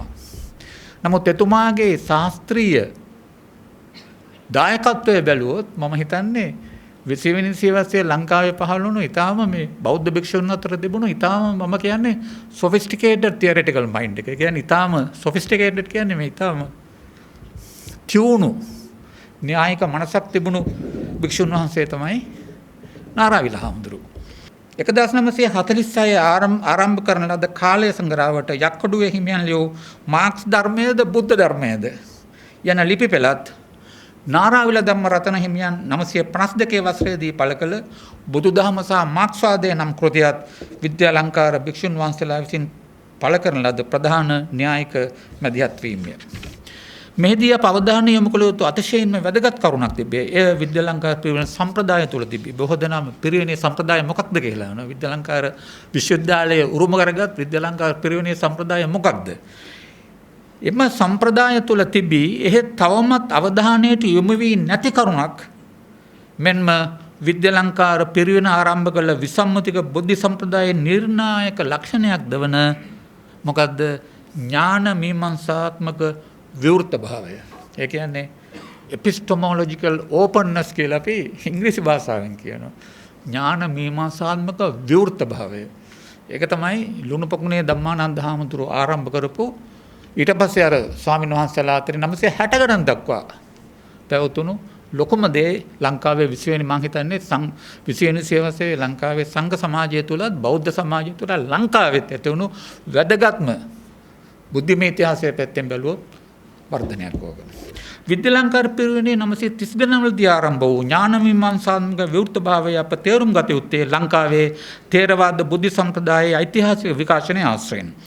ථේරවාද බුද්ධි සම්ප්‍රදාය අනුරාධපුරයේ සිටම ථේරවාදී නොවන බුද්ධි සම්ප්‍රදායන් සමග ගනුදෙනු කළ සහ ගැටුණු බව ඓතිහාසික සාක්ෂි වලින් පෙනේ. අපි ලංකාවේ තවම අනුරාධපුරයේ යුගයේ ඉඳලා ලංකාවේ ථේරවාද බුද්ධිමය සම්ප්‍රදාය ගැන තරම් මේ මෑත කාලේ රිසර්ච් වෙලා නැහැ. අර අපේ වල්පොඩ රාහුල හාමුදුරුවෝ අධිකාර මහත්තයෝ කීප දෙනෙක් කරපු මුල් කාලේ පරීක්ෂණ ඇරුණාම දැන් කාලේ තිබෙන ඉතාම වටිනා න්‍යායාත්මක theoretical tools අපට අද තියෙනවා. නමුත් ඒ කවුරුවක් අපේ ලංකාවේ theoretical tools පාවිච්චි කළා අනුරාධපුරයේ සිට නෝර්වේගයේ දක්වා ලංකාවේ තිබෙන ඊට පස්සේ පවා තිබෙන මේ ලංකාවේ ථේරවාද බුද්ධි සම්ප්‍රදාය ගැන අපි මේ විග්‍රහයක ඉදලා නැහැ. කවුරුවක් කරන්නේ නැහැ එහෙම රිසර්ච්. විද්‍යාලංකාර පිරිවෙනේ 930 ගණන්වලදී ආරම්භ වූ ඥාන මීමාංසාත්මක විවෘතභාවය අප තේරුම් ගත යුත්තේ ලංකාවේ ථේරවාදී බුද්ධි සම්ප්‍රදායේ ඓතිහාසික විකාශනය අසුරෙන්. ථේරවාද බුද්ධි සම්ප්‍රදාය අනුරාධපුර යුගයේ සිටම ථේරවාදී නොවන බුද්ධි සම්ප්‍රදායන් සමග ගනුදෙනු කළ සහ ගැටුණු බව අපට ඓතිහාසික සාක්ෂි වලින් පෙනෙනවා. මහායාන බුදුදහමේ විවිධ ධාරා සහ හින්දු ආගමේ විවිධ ධාරා එම තරඟකාරී බුද්ධමය ධාරා අතර ප්‍රධාන තැනක් ගත්තා. ඒ අතර 18 වෙනි සහ 19 වෙනි සියවස්වලදී යුරෝපීය බුද්ධ ධාරාවක ක්‍රිස්තියානි ආගම සහ සමග සංවාදයකට එළඹීමටද ලංකාවේ ථේරවාද සම්ප්‍රදායට බල කෙරුණා. මේවා ආගම් සහ ආගමික ප්‍රභූන් අතර ගනුදෙනු වූ තරංගය සහ ගැටුම් වශයෙන් අර්ථකථනය කිරීම ඒ පිළිබඳ ඉතිහාසකරණයේ දැනට තිබෙන පිළිගත් සම්ප්‍රදායයි. එහෙත් ඊට වෙනස්ව ඒවා දෙස බැලිය හැකි විකල්ප ප්‍රවේශයක් තිබෙනවා. එම විකල්ප ප්‍රවේශය නම් ඔය ක්‍රිස්තියානි බෞද්ධ විවාද ඒවා ඇතුණේ අපි කවුරුත් දන්නා පංචමහාවාදයෙන් පමණක් නෙමෙයි. ඒක 830 ගණන් වලින් පටන් ගත්තේ අත් වශයෙන්. ක්‍රිස්තියානි බෞද්ධ විවාද 830 ගණන් වල ඔය ක්‍රිස්තියානි පල්ලි පිහිටුවාට පස්සේ අපිට මේව දිහා බලන්න පුළුවන් එක න්‍යායික දාර්ශනික විධික්‍රමික ප්‍රවේශයක් තමයි මේවා epistemological encounters නැත්නම් epistemological battles ලෙස බැලීම. ඒ කියන්නේ ඥාන මීමාංසාත්මක ගැටුම් ඥාන මීමාංසාත්මක යුද්ධ මේවා. හරි වැදගත් මේවා. ලංකාවේ සම්භාව්‍ය ථේරවාද බුද්ධ සම්ප්‍රදාය තුළ සම්‍යක් දෘෂ්ටික සහ මිත්‍යා දෘෂ්ටික යන ද්විත්ව විභේදනයේ ඥාන මීමාංසාත්මක වශයෙන් මුල් බැසගෙන තහවුරු වුණේ අර කියන පසුබිම තුළ. සම්‍යක් දෘෂ්ටි යනුවෙන් බුද්ධ ශ්‍රේණීන් අතර ආධිපත්‍යයට පත්ව ඇති ධර්මයේ පිළිබඳ අර්ථකථනයට බාහිරව සහ වෙනස්ව පැමිණෙන නව බුද්ධමය ධාරා පසමිතුරු අභියෝග ලෙස සැකපහළ කිරීම මෙසේ ගොඩ නැගුණු අලුත් ප්‍රවාහයක්. අපි ඒකට කියනවා ඥාන මීමාංසාත්මක දොරවැසීම කියලා. epistemological closure. වගේ දේවලුත් අපි මේ සම්ප්‍රදාය තුළ තිබෙන ඔය ගැටුම් එක්ක යන ප්‍රතිඵලයක් හැටියට. ඒතර ලංකාවේ ථේරවාද බුද්ධ සම්ප්‍රදායේ තිබී මෙම තත්ත්වයේ වෙනස් වීමක් 18 වෙනි සියවසේ අගදී ඉඳලා සිදුවුණු බව අපට පේනවා. 19 වෙනි සියවසේදී එම ක්‍රියාවලිය සැලවුණු කළ අවධි කිහිපයක්ම අපට හඳුනාගත හැකියි. පළමුවෙන් උපසම්පදාව පිළිබඳව සියම් නිකායේ මල්ලොතු වස්ගිරි සහ වනවාස පාර්ශ්වවලට අයත් වූ භික්ෂුන් වහන්සේලා අතරත් පසුව උඩරට සියම් නිකායේ සහ පහතරට භික්ෂුන් වහන්සේලා අතර ඇති මහා විවාදයේ සහ එම විවාදයේම ඊළඟ අවස්ථාව ලෙස අමරපුර නිකාය පිහිටුවා ඒ අලුත් ශාඛාද සහිතව ව්‍යාප්ත වීමත්ය. දෙවැන්න 1830 ගණන් වන විට හටගත් බෞද්ධ ක්‍රිස්තියානි විවාදයි. බෞද්ධ භික්ෂුන් වහන්සේලා සහ ක්‍රිස්තියානි පූජකවරුන් අතර 1880 ගණන් දක්වා පැවති මේ විවාද වලින් ලංකාවේ නූතන බෞද්ධ බුද්ධ සම්ප්‍රදායට ඇති වූ බලපෑම ගැන අපේ රටේ ශාස්ත්‍රඥයින් හෝ ශාස්ත්‍රඥයින් අතර පවතින්නේ ඊටාම සීමිත වටහා ගැනීමක් සහ අර්ථකථන බව අපට කියන්නට පුළුවනි. ක්‍රිස්තියානි පාර්ශවයේ පරාජය කරමින් බෞද්ධ භික්ෂුන් වහන්සේලා ලැබූ ජයග්‍රහණය සිංහල බෞද්ධ පුනර්ජීවනට තීරණාත්මක දායකත්වයක් කෙලේ යන තමයි අපේ තිබෙන අධිපත්‍ය තීසසේ වන්නේ. නමුත් ඒ ඇත්ත, එහෙම දෙයක් වුණ බව ඇත්ත.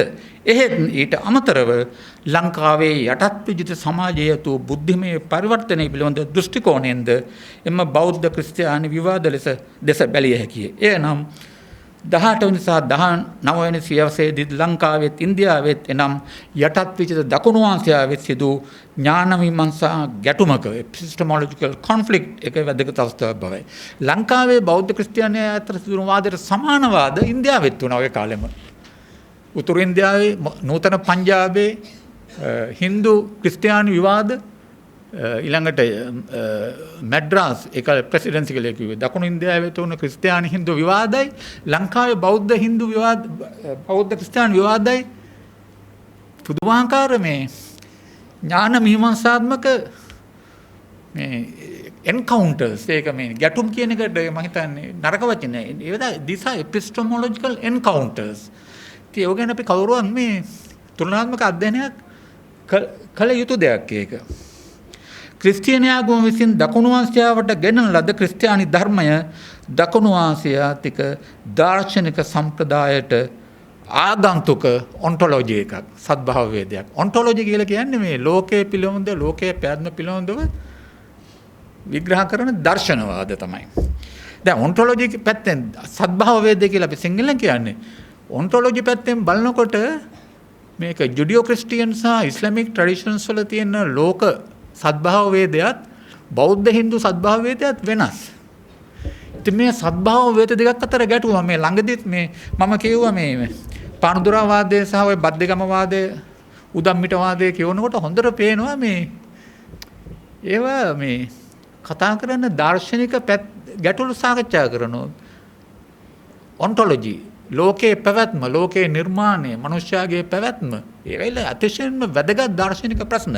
සමහරවිට ඒකට සහභාගී වුණු මේ අපේ හාමුදුරුවෝ මේ බලපිටිය හාමුදුරුවෝ අර වේගෙන් කතා කරපු මේ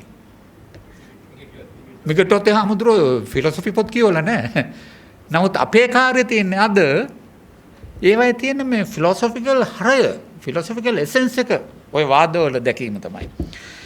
එතකොට ඉන්දියාවේ පැවති හින්දු ක්‍රිස්තියානි සහ ලංකාවේ සිදු බෞද්ධ ක්‍රිස්තියානි වාද සාහිත්‍ය කියවන විට පෙනෙන්නේ එම වාද නිසා දකුණු ආසියාවේ සාම්ප්‍රදායික දාර්ශනික සම්ප්‍රදායකුත් යුරෝපීය මධ්‍යධරණී දාර්ශනික සම්ප්‍රදායකුත් අතර ඇති වූ විවෘත ගැටුමක් යන්නයි. ඒ වනාහි මධ්‍යධරණී දාර්ශනික සම්ප්‍රදායක් වූ ඉස්ලාම් ආගම සමග ඇති වූයේ නැති. දැන් ඉස්ලාම් සහ බෞද්ධ ඉස්ලාම් හින්දු අය අතර ඔන්ටොලොජිකල් ගැටුම් ඇති වෙලා නැහැ. එපිස්ටමොලොජිකල් ගැටුම් ඇති වෙලා නැහැ. නමුත් ක්‍රිස්තියානි බෞද්ධ සහ ක්‍රිස්තියානි හින්දු අය අතර මේ ඔන්ටොලොජිකල් එපිස්ටමොලොජිකල් ගැටුම් එන්කවුන්ටර්ස් සිදු වෙලා තියෙනවා. එම ගැටුම් මගින් දකුණු ආසියාවේ හින්දු සහ බෞද්ධ දාර්ශනික සාගමික සම්ප්‍රදායන්ට බල කෙරුණේ යුදෙව් ක්‍රිස්තියානි විවේචන ඉදිරියේ තම ලෝක දෘෂ්ටීන් දාර්ශනික උපකල්පන සහ තර්කන විධික්‍රම ඒවායේ ඉදිරිවාදීන්ට පැහැදිලි කර දීමට සහ ඔවුන්ගේ ප්‍රහාර වලින් ආරක්ෂා කිරීමටයි. ඒක තමයි මේ අර හාමුදුරුවෝ වාදයට යන හැම වෙලාවටම උගත් හාමුදුරුවෝ පිරිසක් හික්කඩුවේ සුමංගල හාමුදුරුවොත් එක්ක යන්නේ ඒකටයි. මොකද තියරි ප්‍රශ්නයක් ගැන අවශ්‍ය නැහැ හික්කඩුවේ සුමංගල හාමුදුරුවෝ තමයි අහගන්නේ. ඒ වාදෙදී. එතකොට 19 වෙනි සියවස අග දශකයේ වන විට දකුණු ආසියාවේ හින්දු සහ බෞද්ධ සම්ප්‍රදායවල ප්‍රකාශකයින්ට හින්දු ආගම මෙන්ම බුද්ධ ආගම, ලෝක ආගම, world religions ලෙස ක්‍රිස්තියානි යුරෝපයට සහ ඇමරිකාවට ඉදිරිපත් කිරීමට අවශ්‍ය බුද්ධිමය විශ්වාසය ගොඩනගුණේ. දැන් ස්වාමි විවේකානන්ද සහ අනගාරිය ධනුපාල්තුමා 1893 දී චිකාගෝ වල World Parliament of Religions කියන දෙක එතෙන්දී කරපු කතා කියනකොට පේනවා මේ දෙපොළට පුදුමාකාර මේ there was a epistemological confidence ඒ දෙන්න අතර ඒ දෙන්නම ප්‍රකාශ කළා කොහෙන්ද ආවේ කියන එක. ඒක දෙන්නට මේ දැන් අපේ මේ විවේකානන්දතුමා බොහලාවට එතුමාගේ ලියුම් වල කියන්නේ ලැබුණේ එතුමා මේ මද ගොඩර කල්කට්ටා වේගන විශ්වාසය හැමදාම උදේට හවස යාඥා කරමින් සිටිනා ඒ විශ්වාසය ලබා දුන්නේ ඒ දේව මෑණියෝයි කියලා. නමුත් ඒ විශ්වාසය ලබා දුන්නේ දෙපොළටම ඒ දේව මෑණියෝ වගේ කෙනෙක් නෙවෙයි. මොකද ඒ පරිසරය ගොඩනැගිලා තිබුණා. අර ක්‍රිස්තියානි බෞද්ධ සහ ක්‍රිස්තියානි හින්දු විවාද වලින් ඇති වුණු එපිස්ටමොලොජිකල් එන්කවුන්ටර්ස් වලින් මොකද උනේ මේ දෙන්නටම පුළුවන්කම ලැබුණා. ඇමරිකාවේ චිකාගෝ වලට ගිහිල්ලා විවේකානන්දතුමා කිව්වා හින්දු ආගම තමයි ක්‍රිස්තියානි ආගමට වෙනස් වෙගෙන තියෙන වර්ල්ඩ් රිලිජන් එක. අපේ ධර්මපාලතුමා කිව්වා නෑ බුද්ධ ආගම තමයි අලුත්ම වර්ල්ඩ් රිලිජන්. එතකොට ඒ දෙපොළටම අර ඥාන මීමාංසාත්මක විශ්වාසය ආත්ම විශ්වාසය ඇතිවීමේ පසුබිම තමයි අර යටත් විජිත කාලයේදී ඇති වුණු මේ එපිස්ටමොලොජිකල් ඕපන්නස්. මේ ක්‍රියාවලියට සමාන්තර තුන්වෙනි ක්‍රියාවලියක් සංඝ සමාජය තුළ 1860 ගණන් වන විට ලංකාවේ ආරම්භ වෙලා තිබුණා. ඒ නම් සංඝ සමාජයේ ඇතුළතම ඇති වුණු න්‍යායික ආරවුල්. බොහෝ දෙනා නොදන්න දෙයක් තමයි 819 වසරේ අත වශයෙන් 802 ඊට කලින් කියන්න පුළුවන් මේ අපේ සංඝ සමාජය තුළ ඊටාම ඉහළ න්‍යායිකවාද තිබුණා. ඒ න්‍යායිකවාද බොහෝ දෙනා ඒ සාහිත්‍ය දැන් බොහෝ දෙනාට හොයා ගන්නත් නැහැ. අර ගොඩගේ සහෝදරයෝ එකෙන් කිහිපයක් පළ කරලා තිබුණා. ඒකේ තියෙන පළ කරලා අපේ මහාචාර්ය අලංගල මෙතුමා මැදිහත් වෙලා තියෙන මේ පැරණි පොත්පත් ඒවා කියවන්න පේනවා පුදුමාකාර තාම ඉහළ පෙළේ න්‍යායික වාදයව. මේ සංඝ සමාජය ඇතුළත. ඒවට කියන මුල අපිට මේ න්‍යායික ආරවුල් කියලා. සීමා මාලක වාදය සහ පාරුපණ වාදය වැනි වාද වනාහි මූලික වශයෙන්ම නූතන ලංකාවේ තේරවාදී සංඝ සමාජය තුළ ඇති වූ න්‍යායික විවාදයි. අප ඉහතදී දුටු පරිදි සීමා මාලක වාදය මුලදී උඩරට සියම් මල්ලොතු ආස්ගිරි සහ වනවාසී පාර්ශව අතර හටගෙන පළමුව එක ඇතුනේ සියම් නිකාය ඇතුළත. ඊට පස්සේ අමරපුර සහ රාමාඤ්ඤ භික්ෂුන් වහන්සේලාත් මේකට සම්බන්ධ වෙනවා. 880 ගණන් වලින් පසුව මෙම බෞද්ධ න්‍යායික වාදවලට වැඩියෙන්ම සහභාගී වූයේ රාමාඤ්ඤ නිකායේ භික්ෂුන් වහන්සේලා. මෙම න්‍යායික විවාදවල කේන්ද්‍රීය තේමාව වූයේ විනය පිළිබඳ ගැටලු විසඳීමයි. විද්‍යෝදය සහ විද්‍යාලංකාර යන පිරිවෙන් දෙකෙන්ම අධ්‍යාපනය ලැබූ භික්ෂුන් වහන්සේලා මෙම න්‍යායික වාදවලට සහභාගී වුණා. එම වාද කුඩා පොත් වශයෙන් මුද්‍රණය කර ප්‍රචාරය කරන ලැබුණා. ඒ කාලේ මේ පැම්ෆ්ලට්ස් කියනවා. හරියට ඔය මියුසියම් ලයිබ්‍රරියට ගිහිල්ලා බලන්න පරණ මේ පොඩි පැම්ෆ්ලට්ස් පිටු 20 30 ඔය වාද තියෙනවා. ලක්මිනි පහන සහ පත්‍රය ගැන සෑහෙන ඔය වාදවලට ඉඩකඩ දුන්නා. ලක්මිනි පහන පත්‍රය. මෙම විවාදවල එක් කල්පවත්නා ප්‍රතිඵලයක් වූයේ බුද්ධ ධර්මයේ න්‍යායික ක්ෂේත්‍ර ගැන නම් විනය සහ අභිධර්මය මෙන්ම පාලි හා සංස්කෘත භාෂා පිළිබඳ විශේෂඥ දැනුමක් අත්හැරගත් නව භික්ෂු ස්තරයක් බිහිවීමයි. දැන් විද්වෝදයේ පිරිවෙනයි විද්‍යාලංකාර පිරිවෙනයි කරපු එක වැදගත්ම කාර්යයක් ඒක. අපි අලුතෙන් භික්ෂුන් වහන්සේලා පිරිසක් බිහිවෙනවා. මේ ස්වාමින් වහන්සේලා පිරිස පාලි සංස්කෘත භාෂා සහ මේ අභිධර්ම විනය පිළිබඳ විශේෂඥයෝ. ඒකල තමයි හුඟක් ඔය පොත් පළ වෙන්නත් පටන් ගන්නෙ. ඔවුන්ගෙන් බහුතරයක් තුයේ සියම් නිකායට අයත් පහතරට විහාරස්ථානවලට. ඒක වැදගත්. සහ පහතරට අමරපුර හා රාමාඤ්ඤ යන නිකායවලටයි. මෙම නව භික්ෂු ස්තරය පිළිබඳ එක් වැදගත් සමාජ විද්‍යාත්මක පොදු ලක්ෂණයක් තිබුණා. එනම් පොදු සමාජ විද්‍යාත්මක සාධකයක්. එම භික්ෂුන් වහන්සේලා අයත් වූයේ ඔය පහතරට සියම් නිකාය හාමුදුරුවෝයි අමරපුර රාමාඤ්ඤ නිකායවල ඔය උගත් හාමුදුරුවෝ බහුතරය අයත් උනේ ඉඩම් හිමිකම රහිත ගිහි සමාජයේ ද්‍රව්‍යමය ආධාර මත මූලික වශයෙන් නොයැපෙන පන්සල් වලට සහ පිරින් වලටයි. ඔය පැරණි නින්දගමේ දේපල නැති පන්සල්. එම භික්ෂුන් වහන්සේලා එකතු කළ සහ එතුමන්ලා සතු එකම ධනය දැනුම knowledge. බුද්ධ ධර්මයේ විනය සහ අභිධර්ම යන ක්ෂේත්‍රවල න්‍යායික දැනුම. ඒක තමයි උන්වහන්සේලා සතු එකම දැනුම.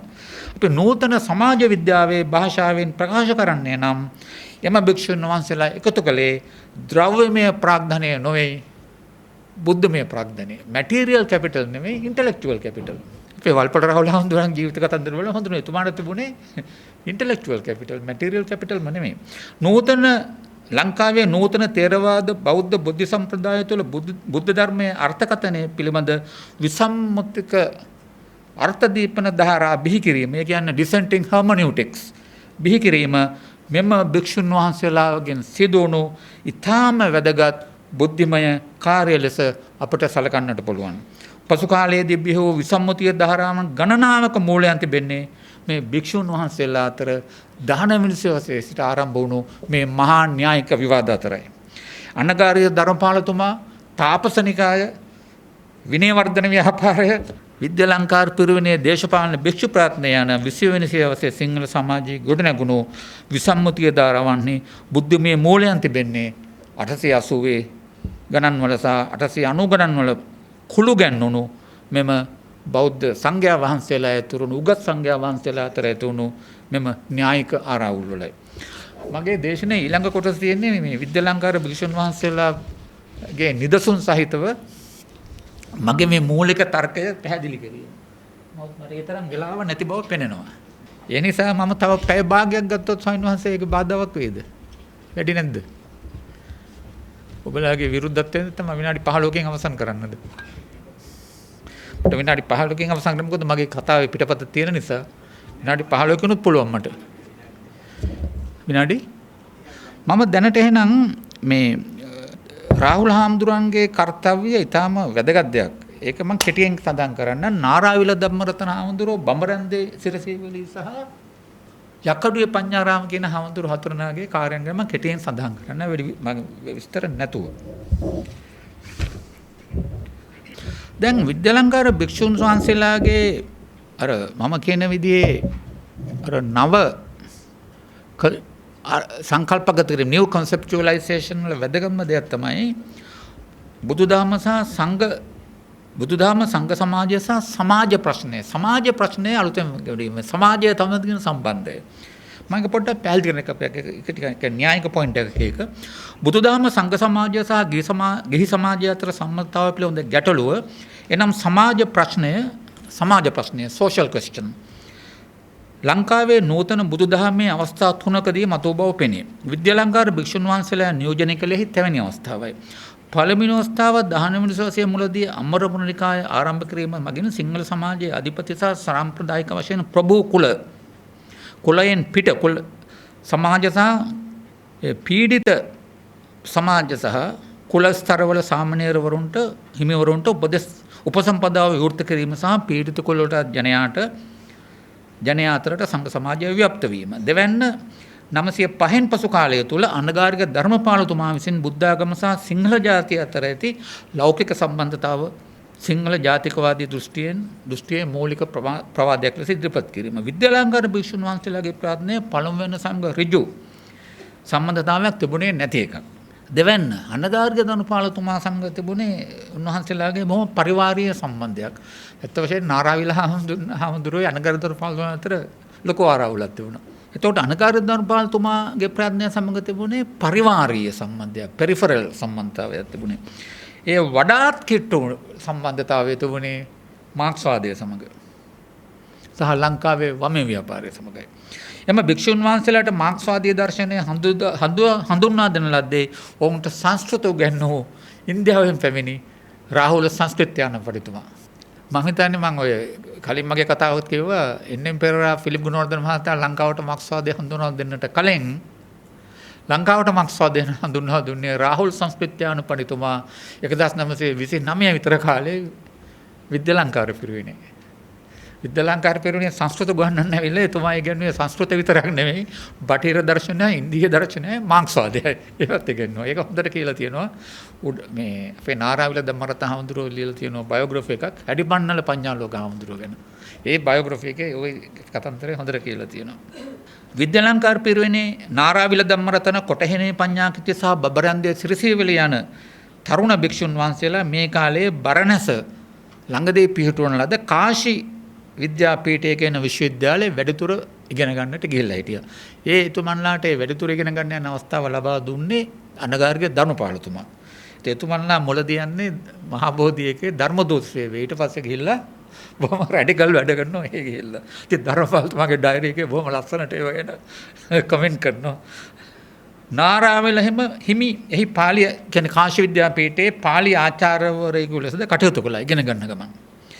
යම හිමිවරුන් කාශි විද්‍යාපීඨයට බැඳුනේ කැලණිය විද්‍යාලංකාර පිරිවෙනේ ඔවුන්ගේ සංස්කෘත භාෂා සහ දර්ශනය පිළිබඳ ආචාර්යවරු රාහුල සංස්කෘත්‍යාන පඬිතුමාගේ සම්මත මතය.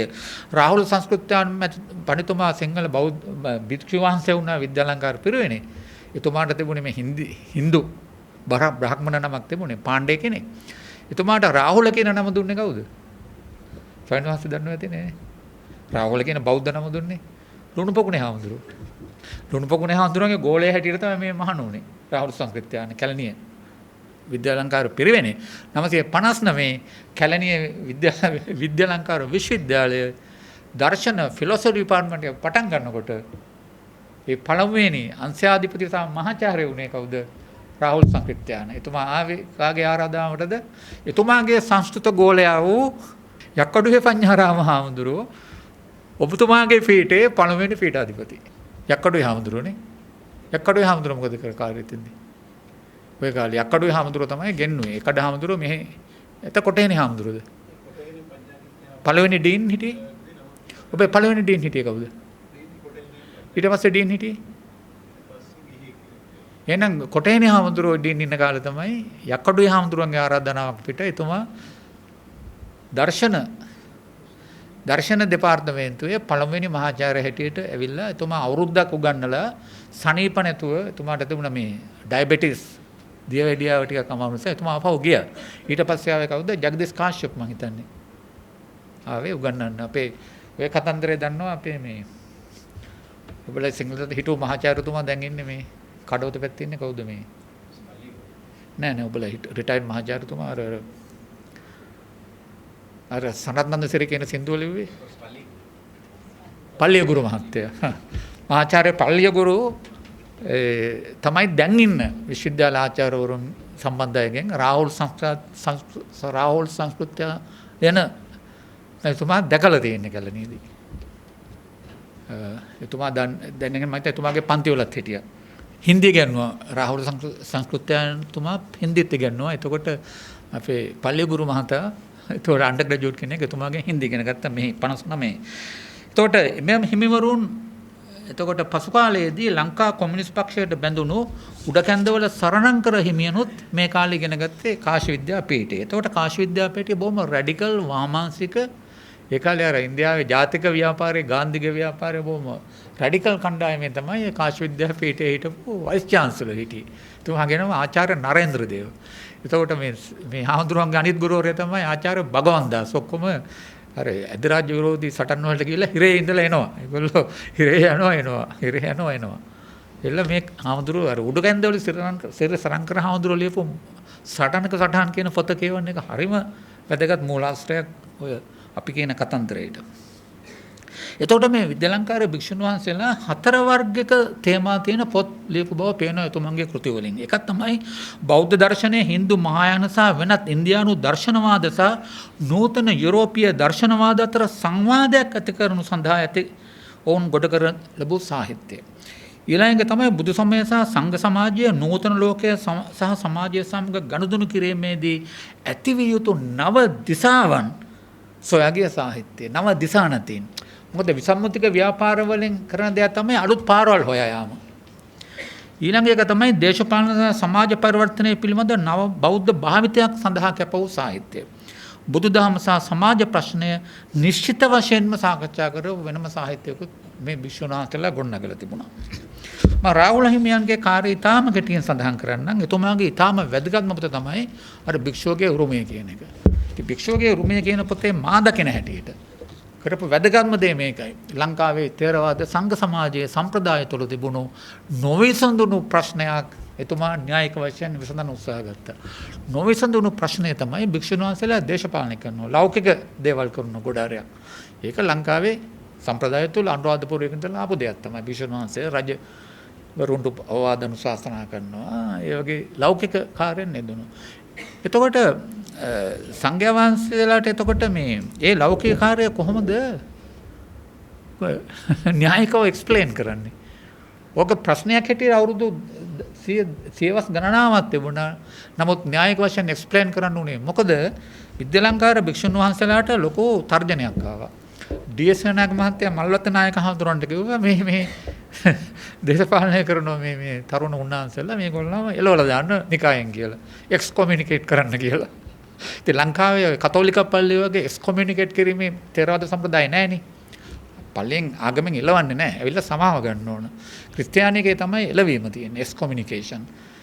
එතකොට මල්වත්තේ පන්සලෙන් එතකොට විද්‍යාලංකාර පිරිවෙන්නේ මල්වත්තරනේ සම්බන්ධ.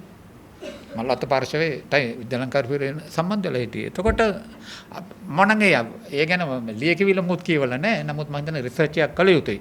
ඊටම වැදගත්. ඒ ලිපි ගනුදෙනු කුණා නම් මල්වත්ත නායක හාමුදුරුවෝත් විද්‍යාලංකාරේ ඒ කාලේ නායක හාමුදුරුවෝ හිටියේ කිරුවත්තුඩි පඤ්ඤාසාර හාමුදුරුවෝ. ඒ උන්වහන්සේලා අතරේ ලිපි ගනුදෙනු කුණා නම් ඒක විද්‍යාලංකාරයේ ආකයිව්ස් වල ඇද්ද දන්නේ නැහැ. මල්වත්තේ පන්සලේ ආකයිව්ස් වල තියෙන්න පුළුවන්. එතකොට වල්පොල රාවණ හාමුදුරුවන්ට ඒ විද්‍යාලංකාර හාමුදුරුවන්ට මතුන් පස්සේ තමයි අපි දේශපාලනය කිරීම කොහොමද සාධාරණය කරන්න කියලා. එතකොට වල්පොල රාවණ හාමුදුරුවෝ නුවර ප්‍රසිද්ධ කතාවක් කළා. ඊට පස්සේ කතා කීපයක් කරනවා කිව්වා මේ හාමුදුරනේ පොතක් ලියන්න කියලා ගැන. හාමුදුරනේ 946 දී ඉතින් වැදගත් පොතක් ලිව්වා. ඒක තමයි භික්ෂුවගේ උරුමය. එතකොට භික්ෂුන් වහන්සේගේ ක්ෂණික නිෂ්ඨාව විය යුත්තේ නිර්වාණය සාක්ෂාත් කර ගැනීම සඳහා හුදකලාව ප්‍රයත්න දරීම නොව පොදු ජනතාවගේ යහපත සඳහා පරිවර්තනීය දේශපාලන ව්‍යාපෘතීන්ට සහභාගී වීම සහ නායකත්වයේ දීම යන රාහුල හිමියන් ඉදිරිපත් කළේ. ඒක තමයි රාහුල හිමියන් ඉදිරිපත් කරපු නව ප්‍රවාදය අර භික්ෂුවගේ උරුමය කියන පොතේ. එතකොට මේ නව ප්‍රවාදයේ ස්වාමීන් වහන්සේ ඉදිරිපත් කරනවා භික්ෂුන් වහන්සේලාගේ නව එතිකල් ගෝල් එක හැටියට. ඒ කියන්නේ චර්යාධාර්මික නිෂ්ඨාව. එතකොට සමාජ සේවය, සෝෂල් සර්ව් ඒක ගත්තේ අර බුදුහාමුදුරන්ගේ බහුජන සුඛාය බහුජන හිතාය කියන එකට මාක්ස්වාදී අර්ථකථනයක් දීලා. හරි. දැන් පොදු ජනයා කියන වචනේ බහුජනතාව කියන වචනේ හරියට විද්‍යාලංකාර හාමුදුරුවන්ගේ පොත්වල තියෙනවා. සිංහල පොදු ජනයා කියන වචනේ පාවිච්චි කළේ කවුද? ලංකාවේ දේශපාලන ශබ්දකෝෂයට පොදු ජනතාව කියන શબ્ද වචන හඳුන්වන්නේ කවුද? සම සමාජ පක්ෂය. එතකොට අර බහුජන හිතාය බහුජන සුඛාය කියන එකට වර්තමාන සමාජයට ගැළපෙන වමේ ව්‍යාපාරයේ විතින් ආభాසය ලැබූ සම්පූර්ණ නවාර්ථකථනයක් ඉදිරිපත් කළා භික්ෂුන් වහන්සේගේ අර ලෞකික කාර්ය ලෞකික නිෂ්ඨාවක් බවට ඒක එතිකල් චර්යාධාර්මික නිෂ්ඨාවක් බවට පත් කරන්නේ රාහුල හාමුදුරන්ගේ අර පොතේ. හැබැයි රාහුල හාමුදුරුවෝ ඒ තර්කයේ ඉදිරිපත් කිරීමේදී මාක්ස්වාදය පාවිච්චි කරන්නේම නැහැ. හේතුව මොකද ඒ කාලේ මාක්ස්වාදයට දෙකට හරහට ඔය ජේ.ආර්. ජයවර්ධන මහත්තයා කට්ටියව පහර ගැවුවා ලේකෝස් පත්‍රය. ඒ නිසා හාමුදුරුවෝ කල්පනා කළා ටැක්ටිකල් ඩිසිෂන් එකක් ඒ පොසිෂන් එක ඩිෆෙන්ඩ් කරන්න ඕන මාක්ස්වාදයේ න්‍යායික තර්ක අරගෙන නෙවෙයි අපේ ජාතික සම්ප්‍රදාය කියලා. ඒ පොතේ තියෙන විශේෂත්වය ඒක. ඒතකොට අත් වශයෙන්ම මේ භික්ෂුවගේ උරුමය පොතත් නිසි විග්‍රහයට ලංකාවේ තාම පත් වෙලා නැහැ. ඒකත් කළ යුතු දෙයක්. ඊළඟ තමයි නාරාවිල හාමුදුරුවෝ. මම කෙටියෙන් කියන්නේ ඔබලට මේ මගේ කතාවේ තියෙන විස්තර උද්දෘත පාඩත් එක්ක. එතකොට නාරාවිල ධම්මරතන හාමුදුරුවෝ මම කලින් කිව්වා වගේ ලංකාවේ 20 වෙනි සදසේ ථේරවාද සම්ප්‍රදාය තුළ හිටපු අතිශයින්ම sophisticated න්‍යායික සිතක් කියන්නේ most sophisticated theoretical mind මම දකින හැටියට මේ ඔය විද්‍යාලංකාර පෙරවැනින් බිහුණු නාරාවිල ධම්මරතන හිමියන්. එතුමාගේ පොත් මම හිතන්නේ බොහෝ දෙනා කියවන්නේ නැහැ. දැන් මොකද ඒවා දැනට හොයාගන්නත් අමාරුයි. නමුත් ඒ පොත් අතිශයින්ම වැදගත්. එතුමා එක කාලයක් මාක්ස්වාදයේ අනික කාලේ මාක්ස්වාදයට සම්පූර්ණ විරුද්ධ. නමුත් ඒ පොත් දෙක කියවන තේරුණා මේ උන්වහන්සේ කරපු වැදගත්ම දෙයක් තමයි ථේරවාද බෞද්ධ දර්ශනය සහ බටහිර නූතන බටහිර යුරෝපීය දර්ශනවාදයක් දේශපාලන න්‍යාය සමග සංවාදයකට ගෙනාවා. ඒ කාර්යයේ අතිශයින් මම එතුමාගේ තර්ක සමග එක නොවෙන්න පුළුවන්. ඒක වෙනම ප්‍රශ්නයක්. නමුත් එතුමාට තිබිච්ච න්‍යායික ඕපන්නස් කියන්නේ අර තියරිටිකල් ඕපන්නස් ඊටම වැදගත්. එතකොට මෙම විද්‍යාලංකාර කණ්ඩායමේ සිට ඊටම න්‍යායික වශයෙන් වඩාත්ම පිරිපුන් බුද්ධිමතා ලෙස සැලකිය හැකි නාරාවිල ධම්මරතන හිමියන් විද්‍යාලංකාර පිරිවෙන සහ සාහෘද සංස්කෘත්‍යාන පඬිතුමා අතර සම්බන්ධය ඇති කිරීමෙන් පුරෝගාමිය. එතකොට රාහුල් සංස්කෘත්‍යානතුමා පිරිවෙනේ සංස්කෘත ගන්නන්න හේතු උනේ නාරාවිල හාමුදුරුවෝ. ඒතර නාරාවිල හාමුදුරුවෝ 927 ගියා ඉන්දියාවට මහා බෝධි සමාගමේ මොකක්ද කියන්නේ මේ ධර්ම දූත සේවයට. එතකොට අපේ රාහුල සංස්කෘත්‍යානතුමා ඉන්දියාවට ගිහිල්ලා ඉන්දියාවේ ටිකක් දේශපාලන වශයෙන් කලකිරිලා කොංග්‍රස් පක්ෂයේ ඉඳලා පොඩ්ඩක් දේශපාලන වශයෙන් කලකිරිලා සාරානාත් ඉන්න කාලේ නාරාවිල හඳුරන්ට හම්බුණා. දෙන්න කතා කරනකොට කිව්වා මට දැන් රස්සාවකුත් නැහැ ඔය නිකන් ඉන්නවා. බැලුවා නාරාවිල හඳුරන තරුණ මේ මිනිස්සයා පුදුමාකාර බුද්ධිමතෙක්. වහාම ලුණු පොකුණේ ධම්මානන්ද හඳුරන්ට ටෙලිග්‍රෑමයක් ගහලා කිව්වා මෙන්න සංස්කෘත ගන්නන්න හොඳ එක්කෙනෙක් ඉන්නවා කියලා. එවන්නද කියලා. ලුණු පොකුණේ හාමුදුරුවෝ කෝච්චියේ සල්ලිත් ඇරියා. වහාම එවන්න කියලා. එහෙම තමයි. ඒක ඔය විස්තරේ තියෙන කොහෙද මේ හින්දි දන්න අය මෙතන ඉන්නවද අපේ සභාවේ? හින්දි දන්න අය. රාහුල් සංස්කෘත්‍යාන මැතිතුමාගේ තියෙනවා ස්වයං ලිඛිත චරිතාත්මදානය ඕටෝබයෝග්‍රැෆි මෙරේ ජීවන යාත්‍රා කියලා. මෙරේ ජීවන යාත්‍රා ඔබලා ඩවුන්ලෝඩ් කරන්න පුළුවන් ඉන්ටර්නෙට් එකේ. මෙරේ ජීවන යාත්‍රා කියවන්නේ තුමාගේ කැලණිය විශ්ව පිළිවෙලට ආපු ගැන වෙනම සාකච්ඡා කරනවා පරිච්ඡේදක. මේ හින්දි දෙපාර්තමේන්තුවකුත් තියෙනවනේ නේ. එතකොට නාරාවිල ධම්මරතන හිමියන්ගත් ප්‍රධානතම බුද්ධිමය ප්‍රාර්ථනය වූයේ ලංකාවේ බෞද්ධ සංඝ සමාජය සඳහා සමකාලීන අදාළතාවක් සහිත දාර්ශනික දැක්මක් සහ දේශපාලන සහ බුද්ධිමය චින්තනයක් ගොඩනැගීමයි. එම ප්‍රයත්නයත් එහි ප්‍රතිඵලයත් උන්වහන්සේ හැඩිපන්නල පඤ්ඤාලෝක සමගයන් හිමියන් සමග හවුලේලිය වූ ಭಾರತೀಯ දර්ශනය 950 පළලේක හැඩිපන්නල හමුදුරු 952 අපවත් වුණා මම හිතන්නේ 52. බුදු සමය සහ මාක්ස්වාදය 950යි බුදුදහම නැවත සොයා ගැනීම 957 ලංකාවේ ඉරණම පවත්නේ සමාජවාදයේද බුදුදහමේද 959 සුගත විනය මහානවීම සහ හඳට යාම මම හිතන්නේ එතුමාගේ අන්තිම පොත 963 ඔය පොත් ටික කියවන්නේ පොත් බොහොම thick පොත් බොහොම කියන්නේ intellectually demanding පොත් මම ඔබලට රෙකමන්ඩ් කරනවා හොයාගෙන මේ පොත් ටික කියවන්න මේ පුස්තකාල සම්ලාවට ඇති ඊළඟ එක මම කැමති බොහොම කෙටියෙන් කියන්න මේ බබරන්දේ සීවලී හාමුදුරුවෝ කොටහේනේ පඤ්ඤාගිත්ති හාමුදුරුවන්ගේ කාර්යභාරය ගැන බොහොම කෙටියෙන් නූතන බෞද්ධ සහ සංඝ සමාජීය චින්තනයට සහ භාෂාවට සමාජ ප්‍රශ්නය කියන්නේ social question වඩාත් හරයාත්මක ලෙස යලි හඳුන්වා දීම විද්‍යාලංකාර භික්ෂු කණ්ඩායම විසින් කරන ලද දායකත්වයේ වැදගත්ම තේමාවයි. එම දායකත්වයේ ප්‍රබල ලෙස ප්‍රකාශ වී තිබුණු මහ දෙයක් වූයේ විද්‍යාලංකාර භික්ෂු කණ්ඩායමේ පූර්වගාමීත්වයෙන් සිංහල සමාජය තුළ අලුත් පන්නේ ශාස්ත්‍රීය සාහිත්‍යයක් බිහිවීම. එම සාහිත්‍ය මූලික වශයෙන්ම ලෞකික සාහිත්‍යයක්. ආගමික තේමා සමහර කෘතිවල ප්‍රකාශ වූ දේවා සමාජීය ප්‍රශ්න හා සම්බන්ධ කරනු ලැබුව ඒවාය. ලංකාවේ සිංහල භාෂාවෙන් ලියවුණු නූතන බෞද්ධ ශාස්ත්‍රීය ලේඛන සම්ප්‍රදාය ලෙස පරීක්ෂාකාරීව බලන විට පෙනෙන්නේ 950 ගණන් දක්වාම සාහිත්‍ය සාකල්යෙන්ම බෞද්ධ ආගමික සාහිත්‍යයක්. එක්කෝ ඒවා පාලි ධර්ම ග්‍රන්ථවල පරිවර්තන නැතොත් ඒවා සිංහල භාෂාවෙන් සිංහල පාලකයන්ට බුද්ධ ධර්මය පැහැදිලි කර දෙන විවරණ සාහිත්‍යයක් කමෙන්ටේරියල් ලිටරේචර් එකක් තමයි තිබුණේ මූලික වශයෙන්. ඊට අමතර සාහිත්‍යකුත් ව්‍යාප්ත වී තිබුණා. එනම් අන්තර්නිකාය විවාද ග්‍රන්ථ අර මම කියපු පොඩි පැම්ෆ්ලට්ස්. ඒවා පොත් නෙමෙයි කෙටි පැම්ෆ්ලට්ස්. ඒ වගේම ජාතිකවාදී ප්‍රබන්ධ සාහිත්‍යයක් පියදා සිරිසේන මහතා අතරේ තිබුණා. ඊළඟට W සිල්වර් පහළ වෙන්නේ ඊට අමතරව තිබුණා ගුරු විද්‍යාල සහ මේ පාසල් වලට මේ විභාග ඉලක්ක කරගත් පාඨ ග්‍රන්ථ ඒ කාලේ 940 ගණන් වල 50 ගණන් තිබුණේ ඕවා තමයි වැඩි. ගුරු විද්‍යාලයට ගහපු පොත් තමයි ලොකම මාකට් එකක් තිබුණේ ඒ කාලේ. ගුරු විද්‍යාල ප්‍රවේශ 930 ගණන් වල සිටු අලුත් වර්ධනයක් තමයි මෙන්න මේක. සමාජය පිළිබඳ විචාරාත්මක අවබෝධයක් පාඨකයාට ඇති කිරීම සඳහා අලුත් සාහිත්‍යයක් බිහි කිරීමේ බිහි වුණේ විද්‍යාලංකාර හාමුදුරුවන්ගෙන්. එතකොට මේ වනාහි 19 වෙනි සියවසේ අගභාගයේ සිංහල සමාජයේ පැතිරෙන්නට පටන් ගත් මුද්‍රණ ශිල්ප ධනවාදයයි සමාජ න්‍යායෙන් හඳුන්වන පරිවර්තනීය ක්‍රියාවේ ප්‍රතිඵලයකි. එතකොට බුදුසම සහ සමාජ ප්‍රශ්නය පිළිබඳ සමාජ ප්‍රශ්නය සංකල්පගත කරන සහ සාකච්ඡා කරන ග්‍රන්ථ සම්පාදකයන් ප්‍රධාන වශයෙන් ග්‍රන්ථ සම්පාදනයේ ප්‍රධාන වශයෙන් යෙදුනේ නාරාවිල ධම්මරතන යකඩුවේ පඤ්ඤාරාම කොටහේනේ පඤ්ඤාකිත සහ බබරන්දේ සිරිසිවලියන ස්වාමීන් වහන්සේලා. ඒතර නාරාවිල හාමුදුරුවෝ පොත් අපේ කල්නික වගේ බොහොම දාර්ශනික ෆිලොසොෆිකල් ලෙවල් එකේ ගියේ. නමුත් සිරිසිවලි හාමුදුරුවෝ කොටහේනේ හාමුදුරුවෝ යකඩුවේ හාමුදුරුවෝ ලියපු ඊට වඩා සම්පූර්ණ වෙනස්. ඒව ඇවිල්ලා සාමාන්‍ය අර මාක්ස්වාදීන් කියන පොදු ජනයාට බහුජනතාවට ආමන්ත්‍රණය කරන ශාස්ත්‍රීය තේමාවන් ගැන තියෙන ඒවා.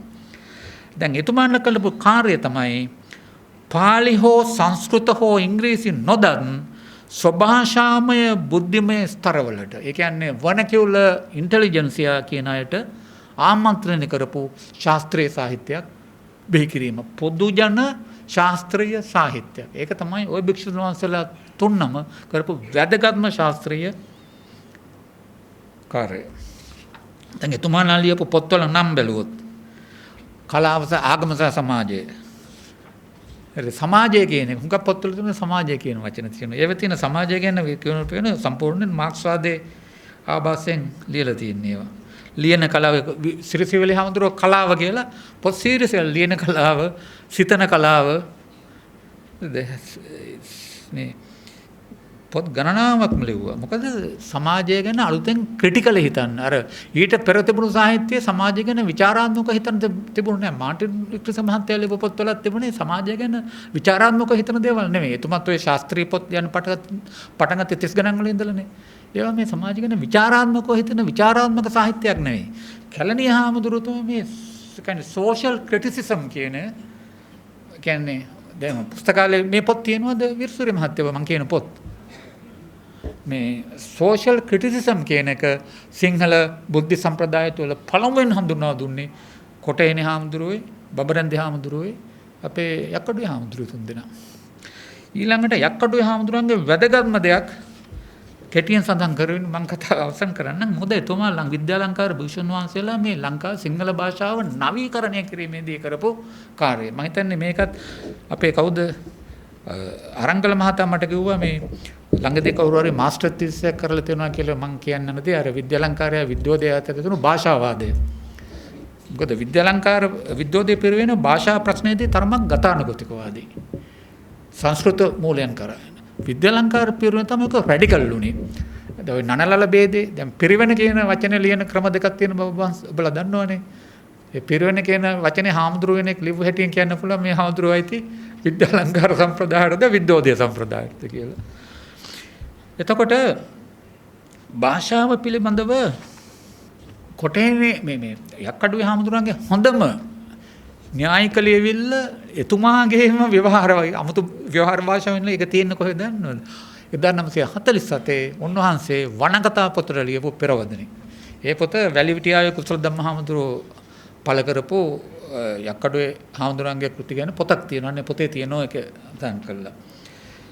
ඊට අමතරව විද්‍යාලංකාර පාර්ශවය විසින් ඇති කරපු මේ ආගම පිළිබඳ ආගම නෙමෙයි භාෂාව පිළිබඳ අලුත් ප්‍රවේශයේ ඊටාම හොඳම න්‍යායික ප්‍රකාශනයේ තියෙන්නේ නාරාවිල ධම්මරතන හාමුදුරුවන්ගේ අර හැඩිපන්නල පඤ්ඤානන්ද හාමුදුරුවෝ ලියපු බයෝග්‍රැෆි එකේ මම පොඩි උද්දත පාඩයක් දෙන්න. මේක නාරාවිල හාමුදුරුවන්ගේ. නාරාවිල හාමුදුරුවෝ එකේ කියනවා මෙන්න මෙහෙම එක. 1950 ගණන් සිට පැවති භාෂා රීතිය පිළිබඳ විවාදය තුළ මතුව ප්‍රවේශ දෙකක් නාරාවිල හාමුදුරුවෝ හඳුන්වනවා. පළමුවෙන් ප්‍රකාශ වූයේ නිර්මල වූ නෛසර්ගික වූ රීතියක් ඇත්තේ පාලි භාෂාවේ පමණක් නිසා සිංහල සාහිත්‍ය ලේඛනයේදී අනුගමනය කළ යුත්තේ පාලි භාෂා සම්ප්‍රදාය කියලා.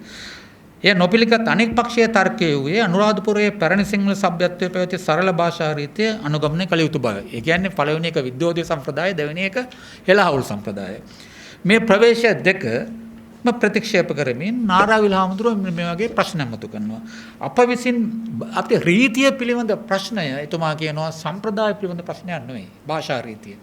භාෂා රීතිය යනු ප්‍රශ්නය යනු අප විසින් කවුරුන් පිණිස ලිය යුතුද කුමක් ලිය යුතුද යන ප්‍රශ්නය විසඳාගත් විට රීතිය පිළිබඳ ප්‍රශ්නයක් තිබෙම විසඳෙනවා කියලා. ඒක සම්ප්‍රදාය ප්‍රශ්නයක් නෙවෙයි.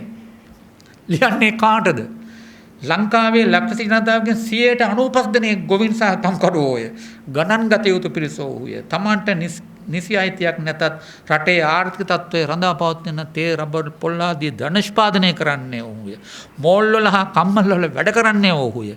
අපේ දිවි රැකදෙන ආහාර නිපදවන්න වූය. මේ රටේ ධන නිදාන වූය. බිම්මංගුරු ආකර වූය. මේ මාක්ස්වාදී වචනනේ බිම්මංගුරු ආකර. මේ සැබෑ ලෝකයේ සැබෑ ජීවිතයයි. තොරතුරු ලියුණු කැමති සැබෑ ලේඛකයන් ලක්ෂ සංඛ්‍යාතෝ මේ බහු ජනතාවට අතරට යා යුතුය.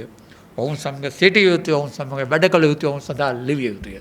එතකොට නාරාවිල හාමුදුරුවෝ සම්පූර්ණ අලුත් ප්‍රවේශයක් භාෂා රීතිය පිළිබඳව. ඉහත උද්ෘතයෙන් පැහැදිලිව පෙනෙන පරිදි නාරාවිල හිමියෝද පොදු ජන භාෂා ව්‍යවහාරය පිළිබඳ විද්‍යාලංකාර තීතසේ පිළිගත්ත. ඒත් ඒ පිළිගැනීමේ තර්කණය යක්කඩුවේ හාමුදුරන්ගේ තර්කණයට වඩා වෙනස් එකකේ ඍජුවම සමාජවාදී දර්ශනය වෙතින් ආවකි. එම තර්කණය ඇත්තේ මාක්ස්වාදී පන්ති විග්‍රහයක්. ඒ අතර නාරාවිල හිමියන් ලියූ ශාස්ත්‍රීය කෘති සියල්ලම පාහේ දර්ශනවාදී සහ දේශපාලන න්‍යාය සාකච්ඡා කරන න්‍යායික සාකච්ඡා සහ වාද විවාද වෙයි. එබැවින් උන්වහන්සේගේ ලේඛනවල ඇත්තේ යක්කඩුවන්ගේ හිමියන්ගේ මෙන් කටවහරේ භාෂාවක් නොව තරමක් ශාස්ත්‍රීය භාෂාවක්. ඒත් විද්‍යාලංකාර මෙන්න මේක වැදගත්. ඒත් විද්‍යාලංකාර කණ්ඩායමේ සීලම භික්ෂුන් වහන්සේලා භාවිතා කළ ලේඛන භාෂාවේ පොදු ලක්ෂණ දෙකක් තිබුණා. ඒක නාරාවිල හාමුදුරන්ගේ තියෙනවා. පළමුවෙන්න ඉතා කෙටි සහ සරල වාක්‍ය භාවිතයයි. ඉතා කෙටි සහ සරල. යක්කඩුවේ හාම ඔය නාරාවිල හාමුදුරුවෝ ලියන ඉතා න්‍යායික දේපවා ලියන්නේ ඉතාම කෙටි සරල වාක්‍ය වලින්. දෙවෙන්න පොදු ජන ව්‍යවහාරයේ ඇති උපමා රූපක පද සහ පොදු ජන අලංකාරෝක්ති ප්‍රයෝග තමන්ගේ භාෂාවේ භාවිත කිරීම. සිංහල භාෂාව නිර්ප්‍රභූ කිරීම. උන්වහන්සේලා සිංහල සමාජය සහ සංස්කෘතිය ප්‍රජාතන්ත්‍රවාදී කිරීමේ ක්‍රියාවලියට සිදු කළ වැදගත්ම දායකත්වයයි. ඒක තමයි අපේ භාෂාව ප්‍රජාතන්ත්‍රවාදී කිරීම. මම අවසානයේ මගේ අවසන් කරන්න මගේ කතාව පොඩ්ඩක් සමාලෝචනය පෙන්නලා. විද්‍යාලංකාර විශ්වවිද්‍යාලයේ පළමු උපකල්පිත වූ පිරිතුරුවේ පඤ්ඤාසාර නායක ස්වාමීන් වහන්සේ පරිවර්තනාධිපතිව සිටිසා විද්‍යාලංකාර භික්ෂු කණ්ඩායමේ සිට නිහඬ සමාජිකයෙකු වුණා එතුමා. පඤ්ඤාකිත්ති පඤ්ඤාසාර සහ ශ්‍රීසිවිලන ස්වාමීන් වහන්සේලා විද්‍යාලංකාර විශ්වවිද්‍යාලයේ ආචාර්යවරුන්ද මහාචාර්යවරුන් සහ පීඨාධිපතිවරුන්ද සේවය කළ. උන්වහන්සේලාගේ බොහෝ ශාස්ත්‍රීය ග්‍රන්ථ පළ වූයේ 905 960 ගණන් දශකවලයි. විද්‍යාලංකාරයේ ඉන්න කාලේ වැඩි කාල විශ්වවිද්‍යාලේ. එහෙත් උන්වහන්සේලා ලේඛන කාර්යයට බස් තිබුණේ ඊට පෙර දශකයේ. උන්වහන්සේලාගේ දේශපාලන මෙන්ම බුද්ධිමය ජීවිතවල තීරණාත්මක අනුප්‍රාණය ලබා දුන්නේ රාහුල සංස්කෘත්‍යන පඬිතුමා 959 වසරේදී විද්‍යාලංකාර විශ්වවිද්‍යාලයේ නූතන දර්ශනවාදය පිළිබඳ මහාචාර්ය ධුරේ සහ සඳහා දෙවනවරට ලංකාවට පැමිණියා. එතුමාට දර්ශනවාද දෙපාර්තමේන්තුව ආරම්භ කර එහි ප්‍රථම මහාචාර්යවරයා වීමට ආරාධනා කළේ එතුමාන්ගේම සංස්කෘත ඉගෙනගත්තු ශිෂ්‍යයන්. එම අඛණ්ඩතාව වෙතින් ප්‍රකාශයට පත් වූයේ නූතන සිංහල සමාජ පරිවර්තනයේත් නූතන ලාංකික බුදුදහමේත් නූතන සිංහල බුද්ධි නිර්මිතයේත් ඉතා වැදගත් පැතිකඩක්. එය යටත් විජිත සහ පශ්චාත් යටත් විජිත ලංකාවේ නූතනත්ව පරිවර්තනය සම්බන්ධ විසම්මුතිකවාදී කතන්දර ගණනාවක් අතර තිබෙන වඩාත් සමාන්තර ආඛ්‍යානයක් වෙති. නූතන ලංකාවේ සමාජයේත් ලංකාවේ නූතන ථේරවාදී සංඝ සම්ප්‍රදායෙත් බුද්ධ සම්ප්‍රදායෙත් වර්ධනය සහ විකාශනය පිළිබඳව අප සතුව දැනට තිබෙන අසම්පූර්ණ තේරුම් ගැනීම සහ දැනුම සම්පූර්ණ කිරීමට නම් සිංහල බෞද්ධ සමාජයේ 18 වෙනි සියවසේ සිට 1950 දශකයේ දක්වා බිහි වූ විසම්මුතික බුද්ධි ප්‍රයත්න සහ චූල සම්ප්‍රදායන් ගැන ශාස්ත්‍රීය උනන්දුවක් අප විසින් ඇති කරගත යුතු තිබේ. යටත් සමාජය තුළ යටත් වීමේ ඉරණමේ නොසිට සමාජ පරිවර්තනාත්මක ලෙස කර්තෘත්වය ඒජන්සි තමන් වෙත පවරාගත් මේ චූල සම්ප්‍රදායන් අප රටේ ප්‍රධාන ප්‍රවාහයේ ඉතිහාස කාරණයෙන්ද බැහැර කර ඇති ඒවාය. ඒවා වනාහි කැලණිය විශ්වවිද්‍යාලයේ ශාස්ත්‍රඥයන් සහ විද්‍යාඥයින්ද තවදුරටත් නොසලකා නොහැරිය යුතු ශාස්ත්‍රීය කාර්යයක්. ඒක වෙන තැන්වල කොළඹ විශ්වවිද්‍යාලයේ නොසලකා හැරුණාම තේරුම් ගන්න පුළුවන්. විද්‍යාලංකාර උරුමයේ සහිත කැලණිය විශ්වවිද්‍යාලයේත් මේවා නොසලකා නොහැරිය යුතුයි. කැලණිය විශ්වවිද්‍යාලයේ ආරම්භ කිරීමේ ස්මරණය මෙපරිදි අලුත් කර ගැනීම නිෂ්ඵල ව්‍යායාමයක් නොවනු ඇත්තේද එවිටයි. අප පූර්වගාමිකයන් ස්මරණය කළ යුත්තේ ඔවුන්ට වන්දනා කිරීමට පමණක් නොවේ ඔවුන්ගේ බුද්ධිමය උරුම වලින් ආලෝකය ලබා ගැනීමටද වෙයි. මා එත්තකින් අවසන් කරනවා මේ ඔබලාගේ ඉවසීමේ සීමාව ඉක්මවමින් මා වැඩිපුර වෙලාව ගත්තා නම් ඒ ගැන සමාව ඉල්ලනවා. මේ මගේ කතාවට ආරාධනා කළ සහ සමන් දුන් ඔබ සිළු දෙනාටම මගේ ස්තුතිය පුද කරමින් මා නතර වෙනවා.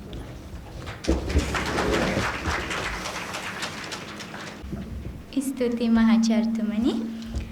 මීළඟට මානව ශාස්ත්‍ර පීඨයේ පීඨාධිපති ජ්‍යෙෂ්ඨ මහාචාර්ය ෆෙඩරික් රත්නායක මහතාට අපදේශක මහාචාර්ය ජයදේව උයන්ගොඩ මැතිතුමාට අප විශ්වවිද්‍යාලයේ 60 වන සංවත්සරය නිමිති කොටගෙන සමරු ඵලකයක් තිරින කිරීමට මේ ආරාධනය.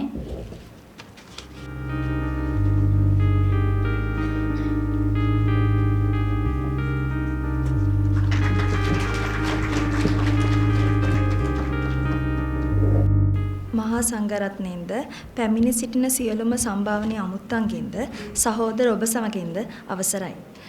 අද දින අප ඉතිහාස ශිෂ්‍ය සංගමය මගින් පවත්වන්නට යෙදුණු මෙම ශාස්ත්‍රීය දේශනයේ අවසානයේ සනිටුවන්නන මේ මොහොතේදී මෙම කටයුත්ත සාර්ථක කරගනුවස් සහාය දුන් සියලු දෙනාටම ස්තුතිවන්ත වීමට මා මේ මොහොත අවස්ථාවක් කරගන්නවා. ප්‍රථමයෙන්ම අපගේ ආරාධනය පිළිගෙන මෙහි පැමිණි කොළඹ විශ්වවිද්‍යාලයේ සේවා සම්මානිත මහාචාර්ය ජයදේව උයන්ගොඩ මැතිතුමනි ඔබතුමාට බෙහෙවින් ස්තුතියි. මානව ශාස්ත්‍ර පීඨයේ පීඨාධිපති ජ්‍යෙෂ්ඨ මහාචාර්ය පැට්‍රික් රත්නායක මැතිතුමනි ඔබතුමාටත් බොහොම ස්තුතියි. සමාජ විද්‍යා පීඨයේ පීඨාධිපති මහාචාර්ය එම්.එම්. ගුණතිලක මැතිතුමනි ඔබතුමාටත් බෙහෙම ස්තුතිවන්ත වන අතර අංශ ප්‍රධානවරුන් සහ ආචාර්ය මණ්ඩලයේ මහත්ම මහත්මින් ඇතුළු මෙම අවස්ථාවට සපමැනි සම්භාවනීය ඔබ සියලු දෙනාටම ඉතිහාස අධ්‍යනාංශය වෙනුවෙන් මාගේ ගෞරවනීය ස්තුතිය පුද කර සිටිනවා. මෙම දේශනය සංවිධානය කිරීම උදෙසා මහත් අත්වැලක් සැපයූ ඉතිහාස අධ්‍යනාංශයේ අංශාධිපති ගරු ස්වාමින් වහන්සේ ඇතුළු සියලුම ආචාර්ය මණ්ඩලයට අපගේ විශේෂ ස්තුතිය මේ අවස්ථාවේ පුද කර සිටිනවා. එමෙන්ම මෙම කටයුත්ත සාර්ථකව නිමා කරලීමට සහාය ලබා දුන් අනධ්‍යයන කාර්ය මණ්ඩලයේ මහත්ම මහත්මීන්ටත් ඉතිහාස අධ්‍යනාංශයේ සියලුම සහෝදර සහෝදරියන්ටත් මෙම අවස්ථාවට සහභාගී වූ සියලුම විද්‍යාර්ථීන්ටත් ස්තුතිවන්ත වෙනවා. අවසාන වශයෙන් මෙම කටයුත්ත සඳහා නන් අයුරින් උපකාර කළ සියලු දෙනාටම බෙහෙවින් ස්තුතියි.